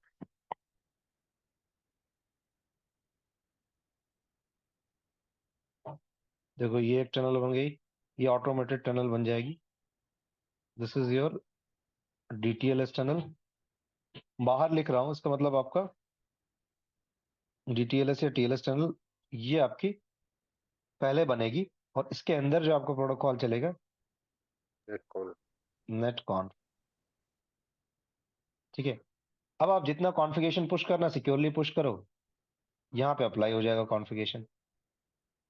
और साथ साथ ये डिवाइस आपका जो वी स्मार्ट है, वी स्मार्ट और वी मैनेज के बीच में भी एक टनल बनेगी, ये भी ऑटोमेटेड टनल है। क्योंकि जब आप वी बॉन्ड, अभी आपने देखा था ना, तो वी बॉन्ड ने इसको वी स्मार्ट का भी आईपी बताया था, तो वी वी स्मार्ट के साथ भी ये डीटीएलएस टनल फॉर्म करेगा। ओके। डीटीएलएस या टीएलएस टनल इसके साथ फॉर्म करेगा। और जब ये टनल फॉर्म करेगा इसके साथ यहाँ पर, तो ये टनल स्टैब्लिश हो गई जैसे ही, इसके अंदर भी एक प्रोटोकॉल चलेगा। अब टनल के अंदर सिक्योर प्रोटोकॉल चलेगा। तो ये मेरा जो ये जो हमारा वी मैनेज के थ्रू हम देख रहे थे, तो कॉन्फ़िगरेशन जो पुश कर रहे हैं, कॉन्फ़िगरेशन करके पुश कर रहे हैं, ये हमारा क्या सिक्योर हो रहा था, एक्चुअली मैनेजमेंट प्लेन हो रहा था। कॉन्फ़िगरेशन का काम है ना, तो मैनेजमेंट प्लेन हो गया ये सारा। अब यहाँ पर जो प्रोटोकॉल चलेगा, इसके जब टनल स्टैब्लिश हो जाएगी ऑटोमेटेड वी राउटर की वी स्मार्ट के साथ, कंट्रोलर के साथ, अब यहाँ पे एक प्रोटोकॉल काम करेगा, ओएमपी, ओवरले मैनेजमेंट प्रोटोकॉल।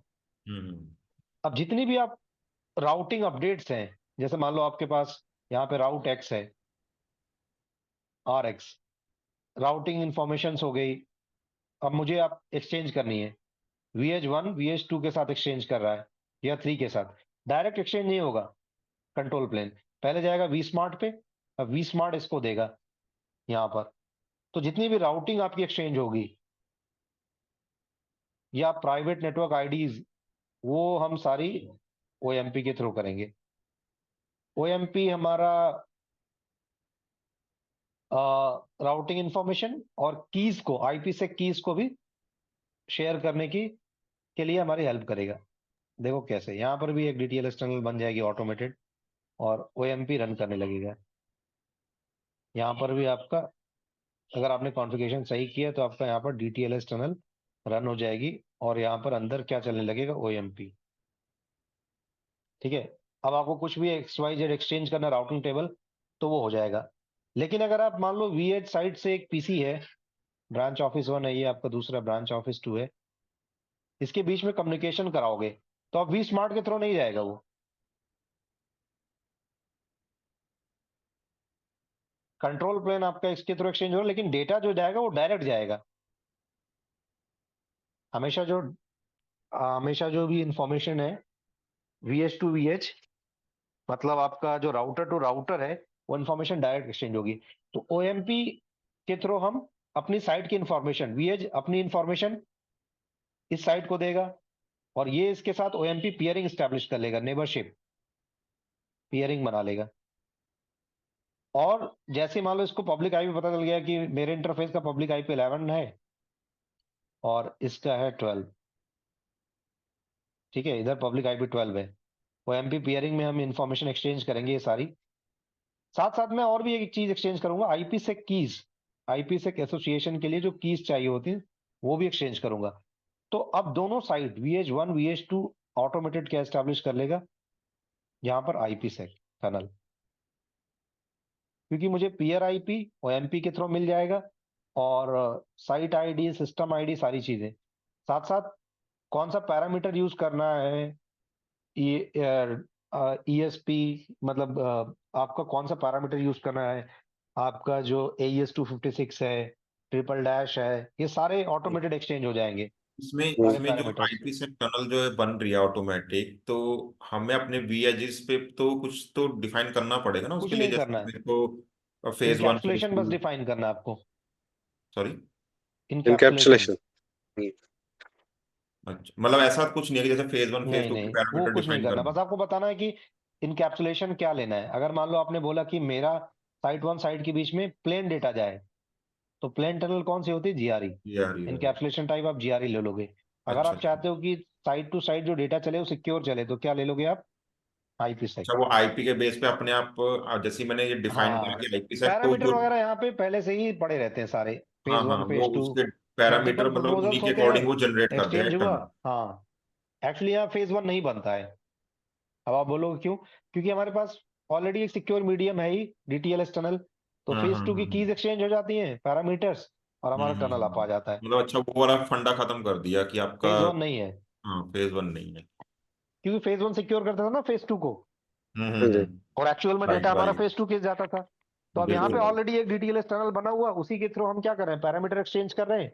हाँ और हाँ हमें पियर IP पता ही है, टनल बन गई दो साइड्स के हाँ बीच हाँ। में। ओके और ओके। अब इस साइट को हमें क्या करना है, मॉनिटर करना है, इसकी लाइवनेस चेक करनी है कि डेटा हमारा जो जा रहा है वो मतलब टनल अप है या नहीं। इसको मॉनिटर करने के लिए ऑटोमेटेड एक और चीज अपने आप रन हो जाएगी, BFD।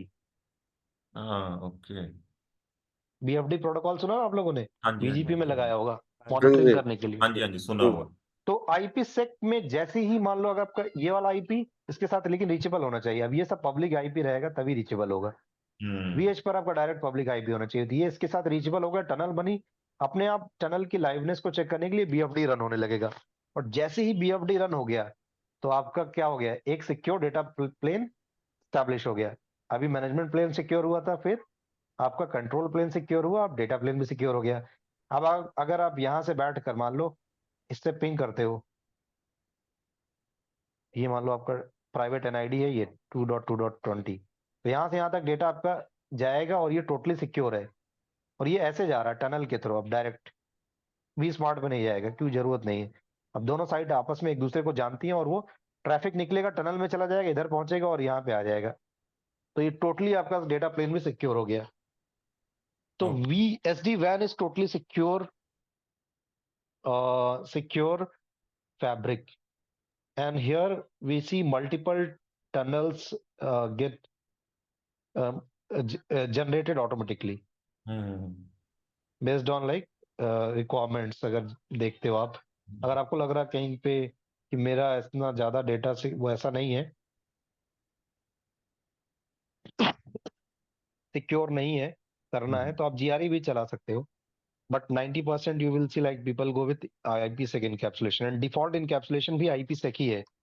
ओके। तो आप देखो ट्रेडिशनल नेटवर्क में क्या आपको ये सब मिलता है? नहीं नहीं, वहां तो फिर वो हमें पूरा क्रिएट करना ही पड़ता ना, आईपी सेट टनल क्रिएट के करना लिए पड़ता है। तो पेज अगर आप क्रिएट देखते सब हो कि कुछ। ट्रेडिशनल नेटवर्क लेगेसी नेटवर्क से, तो आपकी साइट रीचेबिलिटी भी कैसे हो गई, automated, hmm, and you have multiple options also as well. Most importantly you will see everything get secured here, like आपका जो भी मैनेजमेंट प्लेन है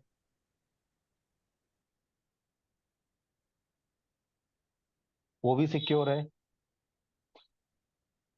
और आपका जो डेटा प्लेन है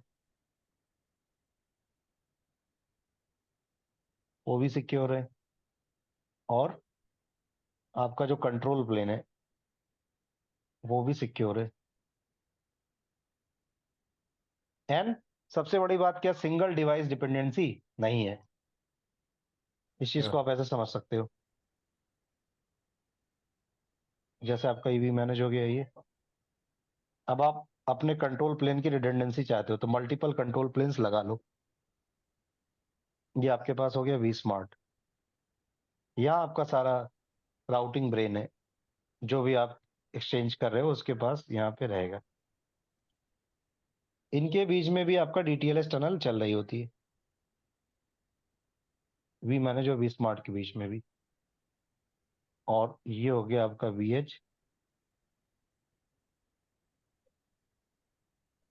यहाँ पे आपका डेटा प्लेन डायरेक्ट चलेगा, और ये IP सेक टनल है, और इसके अंदर चल रहा होता है BFD। This is VH1, this is VH2, और साथ साथ यहाँ पर भी आपकी एक टनल है ये, और इसके साथ भी एक टनल है। अच्छा, जितने रिमोट साइट है they will auto, the tunnel will create between them, am I right? Yes. इसमें जैसे अभी हमने देखा कि वी मैनेज से वी स्मार्ट के बीच में एक टनल बनती है, हाँ। सॉरी, ये वी बॉन्ड से हमारी वी मैनेज तक थी, राइट, और वी बॉन्ड से हमारी वी एज वी तक थी, स्मार्ट में थी। और ये वी स्मार्ट से स्मार्ट और वी एज के बीच में थी, जिसमें ओएमपी था, और उधर वी मैनेजर वी बॉन्ड के नेट कॉन्फ था। तो इन दोनों के बीच में क्या चलेगी, कौन सा कोई प्रोटोकॉल अलग होगा, या कहाँ से? ये वी वी मैनेज मैनेज से और वी वी स्मार्ट स्मार्ट के के, बीच में? यहाँ पर आपका नेट कॉन्फ रहेगा। बहुत अच्छा, सारा सेम कॉन्फ़िगरेशन है। सेम लाइक वी हाँ, बॉन्ड और वी मैनेज वाला। यस यस, नेट कॉन्फ ही चलेगा इसके अंदर। हम्म बहुत सारा कॉन्फ़िगरेशन, मान लो कि आप डायरेक्ट डिवाइस पर नहीं करना चाहते। हम्म जैसे अगर आप कोई कॉन्फ़िगरेशन, आप इस चीज को ऐसे समझ सकते हो, जैसे मान लो आप अगर कोई कॉन्फ़िगरेशन एक पर्टिकुलर राउटर पे कर रहे हो, तो वो एक डिवाइस के लिए, एक डिवाइस को इन्फ्लुएंस कर रहा है ना, सिंगल डिवाइस, एक ही डिवाइस पे अप्लाई हो रहा है ना। अगर मान लो आपने यहाँ हम्म, यहाँ से वी मैनेज से पुश किया कोई कॉन्फ़िगरेशन, तो इसी डिवाइस को इम्पैक्ट करेगा, करेक्ट। राइट। अब अगर मान लो आप चाहते हो कि कुछ कॉन्फ़िगरेशन ऐसा करो कि वी स्मार्ट पर आए, और क्योंकि वी स्मार्ट सभी VH से कनेक्टेड है, तो ये राइट। 8-10 डिवाइसेस पे इम्पैक्ट डालना है, सेम कॉमन पॉलिसी अप्लाई करनी है, सेंट्रलाइज पॉलिसी हाँ, अप्लाई करनी ओके है, ओके ओके तो ओके। आप वी स्मार्ट को पुश करो, वी स्मार्ट फर्दर VH पे उसके अकॉर्डिंग अप्लाई करेगा। हम्म सेंट्रलाइज पॉलिसीज के लिए हम यूज करें, जैसे मान लो हब स्पोक बनाना है, तो कौन सी साइट पे स्पोक रहेगा, डायरेक्ट ट्रैफिक एक्सचेंज हो ना हो, वो सब करने के लिए हम यहाँ पे क्या कर सकते हैं, वी स्मार्ट पे भी कुछ पॉलिसीज पुश कर सकते हैं। Okay. And vSmart and vManage always have a DTLS or TLS tunnel, and under DTLS tunnel, we always see this NetCon. Okay. ये आपका वी बॉन्ड था, वी बॉन्ड हमेशा हर किसी के साथ ये टनल बना के रखेगा, DTLS टनल। लेकिन ये किसी के साथ परमानेंट टनल नहीं बना, एक बार ऑथेंटिकेशन हो गया बस काम खत्म। काम That's it। ये सारी टनल्स क्या है, नॉट परमानेंट टनल, मतलब इट जस्ट टेम्परेरी नॉर्मल। रहेंगी हाँ जी, अंटिल जब तक टेम्परेरी कनेक्शन रहेंगी। नहीं बनेगा। एक बार ऑथेंटिकेशन हो गया, डिवाइस हो गई, तो वो अपने आप ही टनल को आइडल कर लेगा। जैसे VPN में होता था ना, फेज 1 एक बारी आपका अप आ गया और उसके बाद जो है आपका फेज 2 अप आ गया, तो ये टनल आपका काम नहीं करता था, आइडल हो गया। फिर वो हाँ 24 घंटे बाद फिर रीनेगोशिएट होगा तो करेगा। ओके। इस तरीके से तो होता था। इसमें भी कुछ टाइमिंग रहता है कि रीनेगोशिएट इसमें करेगा? रीनेगोशिएट नहीं होगा। मान लो डिवाइस डिस्कनेक्ट हो गया आपका और फिर से ऑथेंटिकेट कराने के लिए आ रहा है, अगर उसको भी अब दोबारा से मान लो आया तो फिर से ऑथेंटिकेट कराएगा। आपने बंद कर दिया डिवाइस को, ओके तभी जाके वो ऑथेंटिकेट कराने के लिए फिर से आएगा, और सर्टिफिकेट बेस्ड ऑथेंटिकेशन चलता है पूरा। वो ओके। एक अलग पार्ट है जिसको मैं आपको मे बी नेक्स्ट सेशन बताऊंगा, सर्टिफिकेट के बारे में। तो सर्टिफिकेट के बारे में बहुत सारी इन्फॉर्मेशन आपको पता चलेगी कि सर्टिफिकेट बेस्ड ऑथेंटिकेशन कैसे होता है, ऑथेंटिकेशन के पार्ट में देखेंगे। एक चीज है, जैसे ये मल्टीपल वी स्मार्ट बताया आपने, इनके बीच में भी कुछ कम्युनिकेशन डायरेक्ट रहेगा या नहीं, ये वाया वी मैनेज इसके बारे में बात करेंगे आगे हम लोग। मतलब इसमें मेश बनता है एक ठीक है, पॉसिबिलिटी है एक मतलब। अलग, हाँ पॉसिबिलिटी है। जिससे ओके कि अगर मान लो कि ये डेटा हमारा ये वी स्मार्ट लॉस हो गया तो इसके पास सारा कॉन्फ़िगरेशन रहेगा, ओके, रिडंडेंसी की काइंड ठीक ऑफ है। HA। ओके, गॉट इट हाँ गॉट ओके। इट। HA हमने पढ़ा ना कि जैसे मान लो एक फायरवॉल आपका डाउन होता है एक्टिव, तो पैसिव सारा करता है, वैसा कुछ बना सकते हैं। ठीक है, ठीक, मतलब ये डिस्कस करोगे आप, राइट? हाँ जी, हाँ जी। ठीक।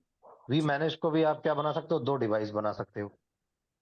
ओके। एक आपका लॉस हो गया इधर आ जाए, और वी हर एक डिवाइस के लिए आपके पास क्या एक्टिव पैसिव या रिडंडेंसी काइंड ऑफ थिंग है। और VH की रिडंडेंसी के लिए आपके पास प्रोटोकॉल वही HSRP VRRP चलेगा ओके, गॉट। रिडंडेंसी के लिए। तो अभी हमारे पास आर्किटेक्ट क्लियर हो गया है कि जो हमारा लेगेसी नेटवर्क है इट्स टोटली अनसिक्योर एंड अनमैनेज्ड। और साथ साथ अगर आप देखते हो यहाँ पर क्या होता है कि जैसे मान लो सारी राउटिंग इंफॉर्मेशंस हम किससे एक्सचेंज कर रहे हैं, यहाँ से वी स्मार्ट से। और मान लो कि मैंने ये नेटवर्क लर्न किया हुआ 10.1.1.0, ये मेरा लोकल नेटवर्क है, और इसने इसको लर्न किया हुआ यहाँ पर OMP के थ्रू। ठीक है, OMP के थ्रू इसने लर्न किया हुआ 10.1.1.0/24। ये इसने लर्न किया हुआ OMP से। ये पूरा नेटवर्क इसने लर्न किया हुआ है OMP से। ठीक है, अब जैसे VH डायरेक्ट अपडेट नहीं देता है, वी स्मार्ट के पास जाता है, फिर वी स्मार्ट उठाकर अपडेट इसको देता है। तो जो अपडेट मैं किसी भी प्राइवेट नेटवर्क की रिसीव करता हूँ थ्रू टनल, वो हमेशा OMP लिख के आएगा। यहाँ पर VH पे जो भी अपडेट मिलेगी उसमें लिखेगा कि OMP प्रोटोकॉल ने मुझे ये अपडेट दिया। अब मान लो मेरा वी स्मार्ट डाउन हो गया, फॉर एग्जाम्पल मेरे पास एक ही वी स्मार्ट है, मेरा वी स्मार्ट डाउन है, इसका मतलब मेरा कंट्रोल प्लेन डाउन हो गया। अब अगर आप ट्रेडिशनल नेटवर्क की बात करोगे, राउटर ही डाउन हो गया, कुछ चलता था, सारा ही बंद हो जाता था। अब यहाँ पर क्या है कि अगर मेरा वी स्मार्ट डाउन हो गया तो जो मैंने राउटिंग टेबल यहाँ पर लर्न की है, मैं इसको अपनी टेबल से रिमूव नहीं करूंगा, इवन दो मेरा वी स्मार्ट डाउन है। For how long, 12 hours. हाँ ठीक। तो इसको बोलते हैं good no, last good known, जो भी मेरे पास इंफॉर्मेशन रहेगी, that I will keep in my table for 12 hours. इसको आप एक्सटेंड भी कर सकते हो, but this is your default timer. उसके बाद फ्लश करूंगा, मान लो उसके बीच में आप आ गया, तो फिर से वो जो लेटेस्ट अपडेट्स हैं उसके अकॉर्डिंग अपने आप को सिंक कर लेगा। बट ऐसा नहीं कि आपका VH और 1 और VH2 के बीच में तुरंत कनेक्टिविटी डाउन हो गई, अब यहाँ से पिंग ही नहीं हो रहा है। इट विल कनेक्टिविटी नॉट, बनी रहेगी। Yes it will not be like that. Okay, normally अगर आप एक ट्रेडिशनल नेटवर्क में करोगे, एक राउटर डाउन हुआ कि सारे प्लेन्स डाउन हो गए, मतलब पावर मान लो चली गई, कुछ भी XYZ उसमें प्रॉब्लम आई, तो whole device goes down. Correct. Yes. अब आपका जो भी इसकी, अब मान लो यहाँ पे R2 था, R2 उसका कोई भी प्रीफिक्स लर्न कर रहा है, मान लो 10.2 या 10.3, so it will no more valid here on R2। Flush कर देता ना टेबल। मान लो आप OSPF से लर्न कर रहे हो, नेबरशिप ब्रेक हुई, तो जो भी तब राउट्स क्या? लर्न कर वो भी हटा देता था, तो हमारा क्या हो गया, कम्युनिकेशन हो गई नहीं। But in case of SD-WAN, because we have a separate controllers, so even though one controller goes down, will not have any effect।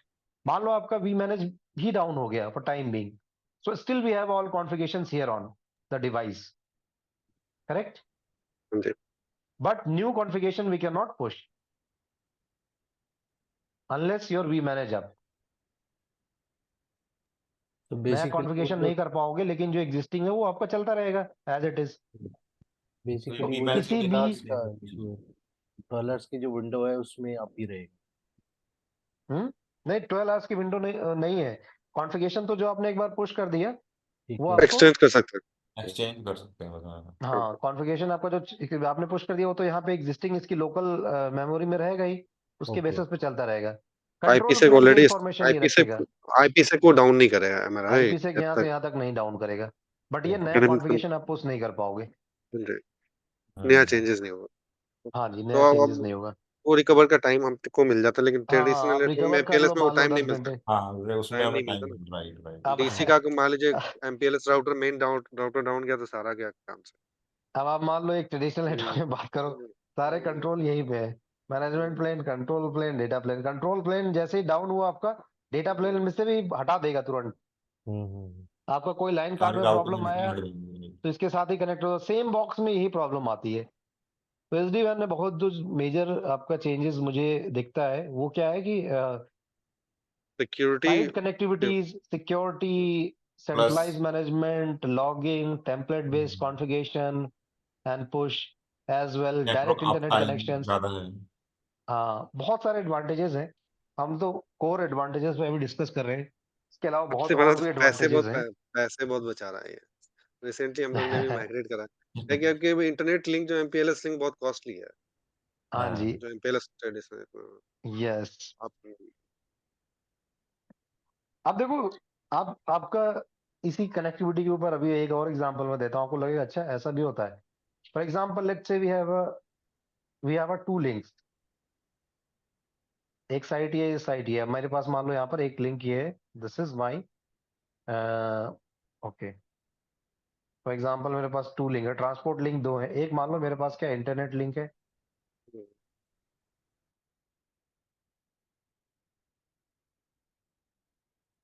एक मेरे पास क्या एमपीएलएस लिंक है। यहाँ पर भी आपके पास क्या हो सकता है, आपके पास मान लो दो दो लिंक्स है। अब एमपीएलएस है तो आपको इंटरनेट इनेबल करवाना पड़ेगा उस पे। इंटरनेट लिंक एमपीएलएस पे भी चल जाता है ना इंटरनेट आपका, यस, करवाना पड़ता है वो, कि भाई मेरा वो भी दे दे। मान लो कोई भी है, मेरे पास दो आईएसपी, इंटरनेट हटा देता हूँ अभी के लिए। It's normal ISP link and it's second ISP link, it's first and it is my second. अगर मैं बोलूं आपको कि दो साइड्स के बीच में कनेक्टिविटी कराना है and you have to establish IPsec tunnel, तो कितनी टनल की पॉसिबिलिटीज है? इस साइड का पब्लिक आईपी है, इसका पब्लिक आईपी है, इस साइड का पब्लिक आईपी है। तो मुझे एक्टिव एक्टिव चलाना दोनों लिंक को। तो देखो ऐसे आप सोच लो, फर्स्ट लिंक से एक कनेक्शन इधर बनेगा, ये चार हो गया। टोटल जाएंगे, चार, एक दो। तो एक इधर से इधर मैंने बना दिया, इसका इसके साथ, 4 हो गए। तो दो टनल बन गई। फुल मैश की बात करूं तो एक और इधर बन जाएगा, एक इधर बन जाएगा। अब कितनी टोटल टनल हो गई?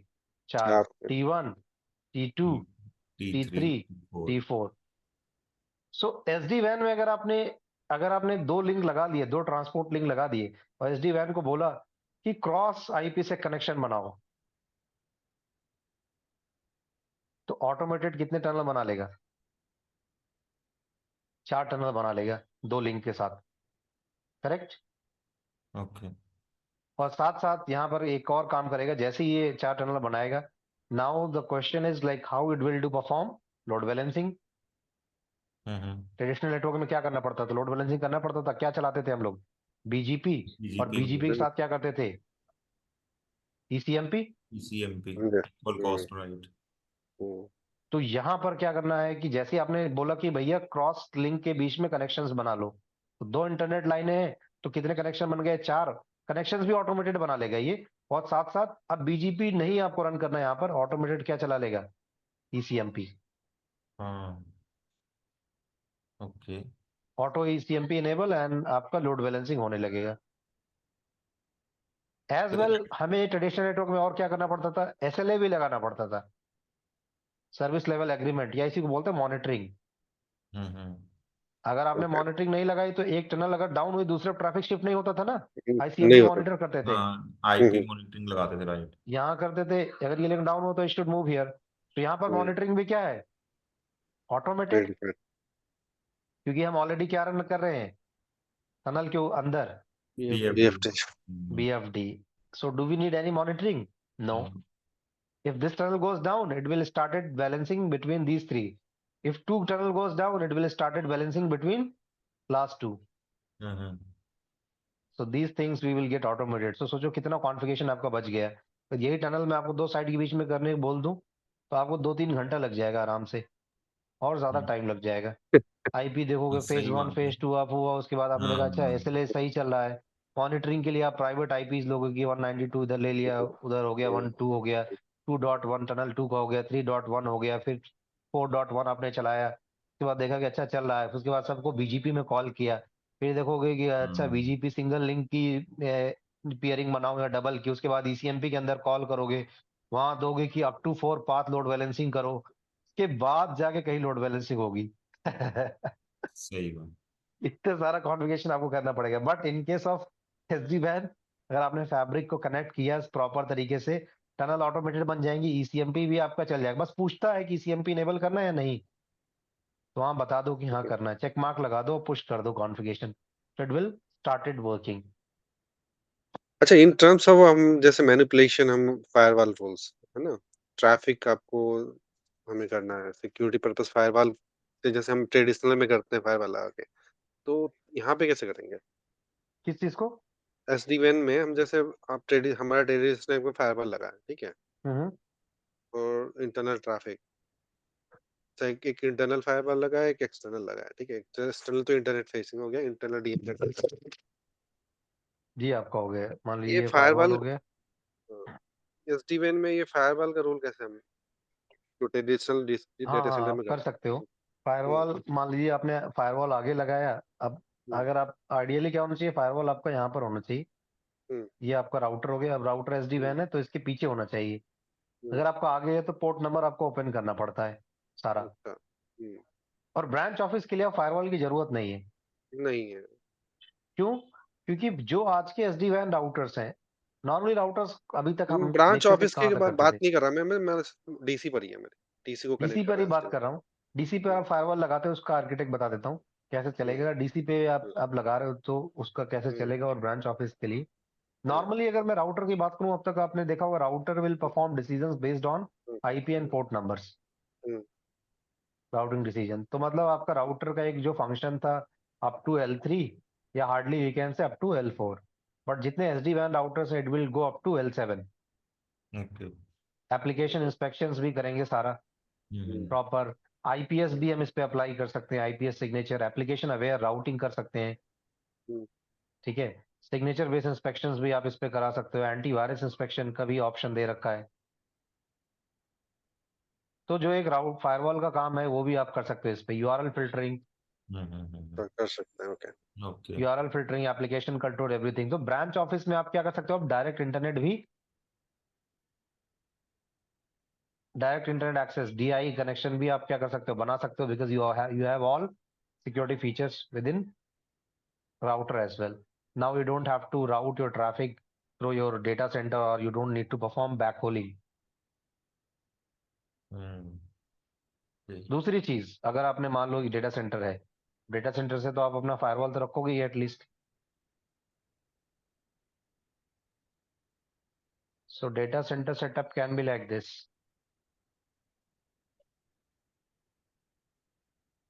Router connected through your internet,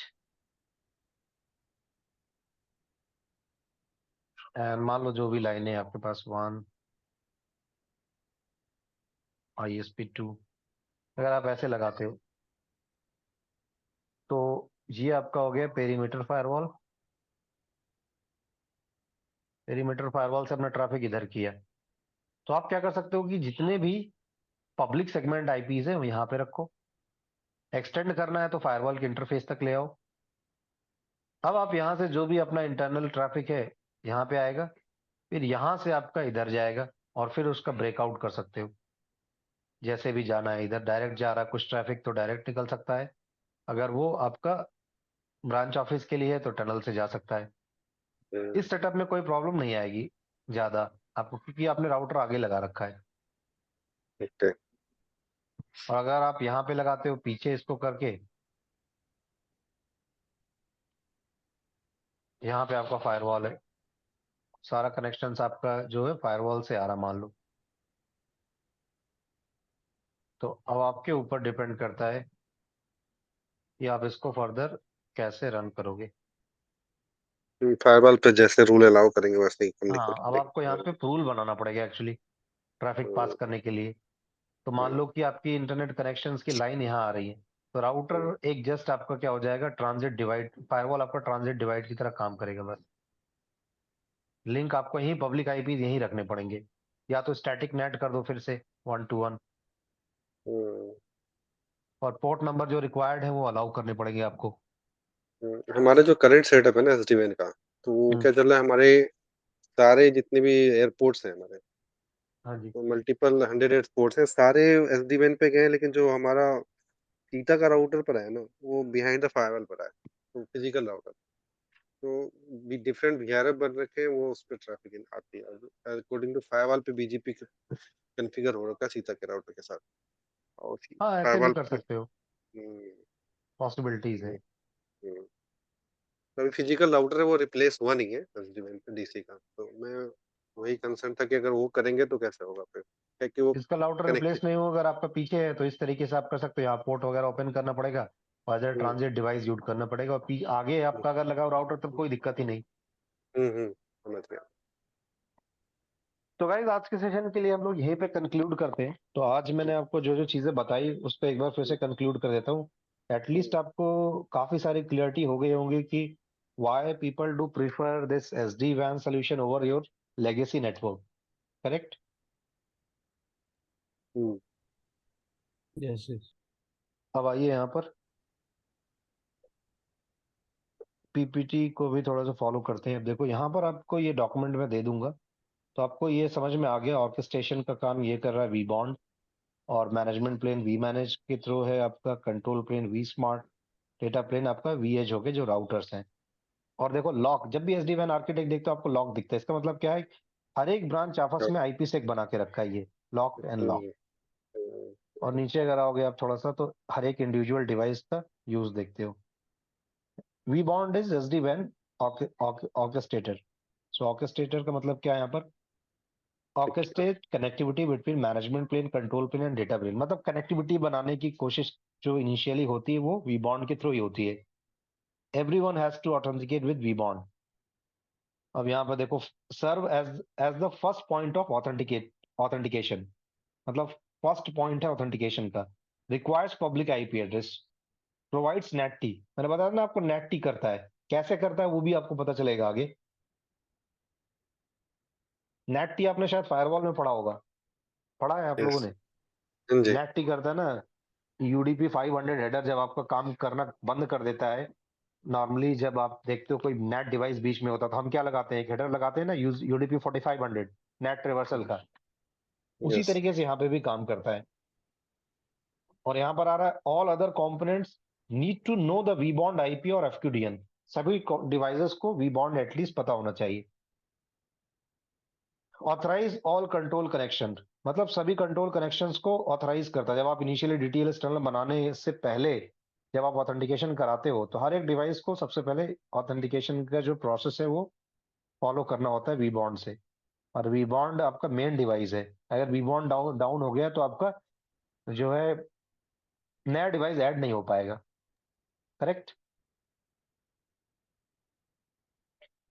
we manage के बारे में अगर आप देखते हो, vManage is NMS for SD वैन, single tenant all multi-tenant, enables centralized provisioning and simplifies changes, supports API, CLI, syslog, SNMP, netconf, provides real time alerting, मतलब इस पे आप लॉग वगैरह भी सारा देख सकते हो। रोल बेस्ड एक्सेस कंट्रोल, मतलब आप read only, read write, super user ये सब बना सकते हो सारा। डे 1, डे 2, डे 0 सारे ऑपरेशंस आप यहाँ से स्टार्ट कर सकते हो डे 0 से। Centralize provisioning and simplifies changes, सारा कुछ आपका सेंट्रलाइज मैनेजमेंट हो जाएगा, ग्राफिक बेस्ड खासकर। सीएलआई कॉन्फ़िगरेशन अब आपको जो करनी पड़ती थी कमांड से काफी सारी, वो आपकी खत्म हो गई ऑलमोस्ट। देखो हर एक डिवाइस के बीच में टनल दिखा रहा है, ये एरोस टनल शो कर रही। VManage have a tunnel with vSmart have a tunnel with vEdge. So vSmart vEdge के बीच में जो प्रोटोकॉल चलेगा वो डीटीएलएस चलेगा, और डीटीएलएस टनल के अंदर आपका चलेगा क्या, नेटकॉन। नेटकॉन। और आपका वी मैनेज और vSmart, sorry vManage और वी बॉन्ड के बीच में, वी एच के बीच में भी जो टनल चलेगी डीटीएलएस, उसके अंदर भी आपका प्रोटोकॉल चलेगा नेटकॉन। और आपका जो है वी स्मार्ट और वी एच के बीच में जो टनल चलती है वो भी डीटीएलएस टनल रहती है, और उसके अंदर आपका प्रोटोकॉल पहले चलता है ओएमपी। OMP। और vEdge router to router बीच में आईपीसेक बनेगा, ऑटोमेटेड बनेगा, और उसके AOP। बीच में बीएफडी चलेगा मॉनिटरिंग के लिए। तो ये पूरा फैब्रिक सिक्योर करने का लॉजिक यहाँ पे है आपका। VSmart is centralize control plane. देखो implements control planes policies such as service chain, traffic engineering, and per VPN topologies। तो ये चीजें आपको आगे थोड़ा पता चलेंगी कैसे होता है ये सब। Reduce complexity of the entire network, establish peering with all WAN edge, distribute connectivity and security context. सभी डिवाइस के साथ मतलब आपका जो भी WAN edge डिवाइस है उनके साथ कनेक्टिविटी आईपीसेक की बनाता है, और सिक्योरिटी कॉन्टेक्स्ट के अंदर जो भी आपका कीज वगैरह होती हैं वो सब एक्सचेंज करने में हेल्प करता है। Your WAN edge device is totally secure, and you can see provide secure data plane with remote WAN edge routers. Establish secure control plane with vSmart controllers. Implement data plane and application aware routing policies, exports performance stats, physical और virtual form factor. एक ही device है we as या router जो कि आपके virtual and physical दोनों form में available है, बाकी सारे आपके वर्चुअल ही रहेंगे। वी मैनेज आपको इस तरीके से ग्राफिकली दिखता है। अब यहाँ पे देखो कितने डिवाइसेस कनेक्टेड हैं वी मैनेज, कितने वी बॉन्ड, और आपका ग्राफ वगैरह इस तरीके से आता है। वी एनालिटिक्स का फंक्शन अगर हम इनेबल करते हैं तो। फर्दर एसडी वैन आपका यहाँ पे दिखा रहा है। अब ये आपने पूछा ना वी स्मार्ट कैसे आपस में कनेक्ट होंगे, तो ये होता है overall process. Full mesh connect होते हैं ये सारे, ओके। आगे हम देखेंगे। अब डेटा प्लेन्स आपके आईपी से टोटली बना होता है हर एक साइड्स के बीच में।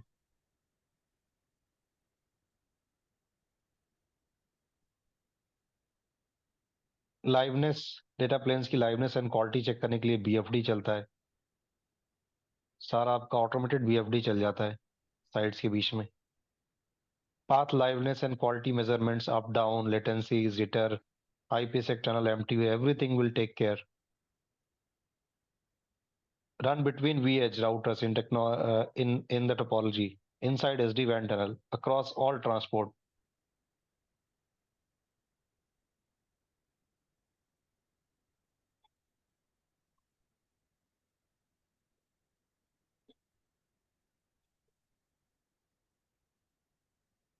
अब मैं इसको यहाँ पे क्लोज करता हूँ, आपको टोपोलॉजी भी दिखा देता हूँ प्रैक्टिकल के लिए, जो हम लोग टोपोलॉजीज इस टाइप की यूज करेंगे यहाँ पर।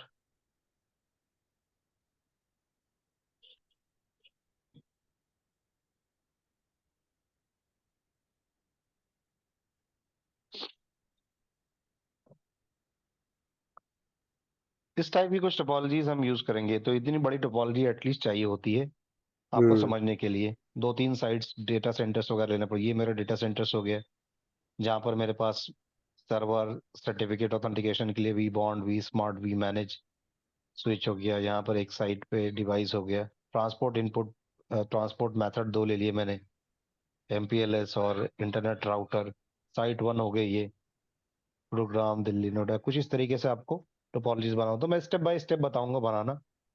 सो from scratch we can understand everything, और आपको ग्राफिकली कंसोल वगैरह सब खुलेगा प्रॉपर जैसे आपको दिखता है, और सब मैनेज कर सकते हो आप। तो ये वर्चुअल डिप्लॉयमेंट आपका सारा ये लैब में हो जाएगा, और आपके राउटर्स CSR और VH दोनों मिल जाएंगे, तो हम इस पे आपका सारा कर सकते हैं।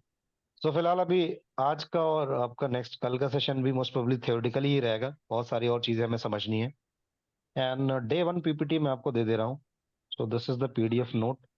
मोस्ट प्रोबेबली जितने भी नोट्स रहेंगे day wise I will share chat में ही, so you all can download it. ठीक है, बाकी और कोई कल क्वेरी हो तो बताइए। कितने कल कितने बजे का टाइमिंग है कंफर्टेबल है आप? 3 बजे से करते हैं, डेली फिक्स कर लेते हैं अब टाइम। 3 बजे सही है, सैटरडे संडे। ऑल पूछ लेते हैं सबसे। मेरे लिए तो ओके है, कोई इशू नहीं है। हाँ, सेकेंड हाफ में रखिए 3 बजे, मेरे ख्याल से सही है। हाँ 3 बजे सही है, खाने खाने के बाद आराम से कर सकते हैं। हाँ, 2 बजे थोड़ा जल्दी हो जाता है क्योंकि कुछ लोग लंच वगैरह भी कर रहे होते हैं उस टाइम पे, हाँ जी हाँ जी इसलिए हाँ मैं जी हाँ उसको जी। 3 कर दे रहा हूँ। तो इट्स गुड। ठीक है। ठीक है गाइज, आपको पोर्टल पे वीडियो भी मिल जाएगा हमारे, उस पे आपको लॉगिन आईडी बनानी पड़ेगी, and rest all like documents वगैरह आपको मैं शेयर करूंगा जो चैट में या ईमेल पे आगे सेशन में अकॉर्डिंगली। एंड देन आप अपने वीडियोस को रेफर करके कुछ अगर डाउट भी होता है नेक्स्ट सेशन में आप डिस्कस कर सकते हैं। Rest if you have any query you can ask for the day.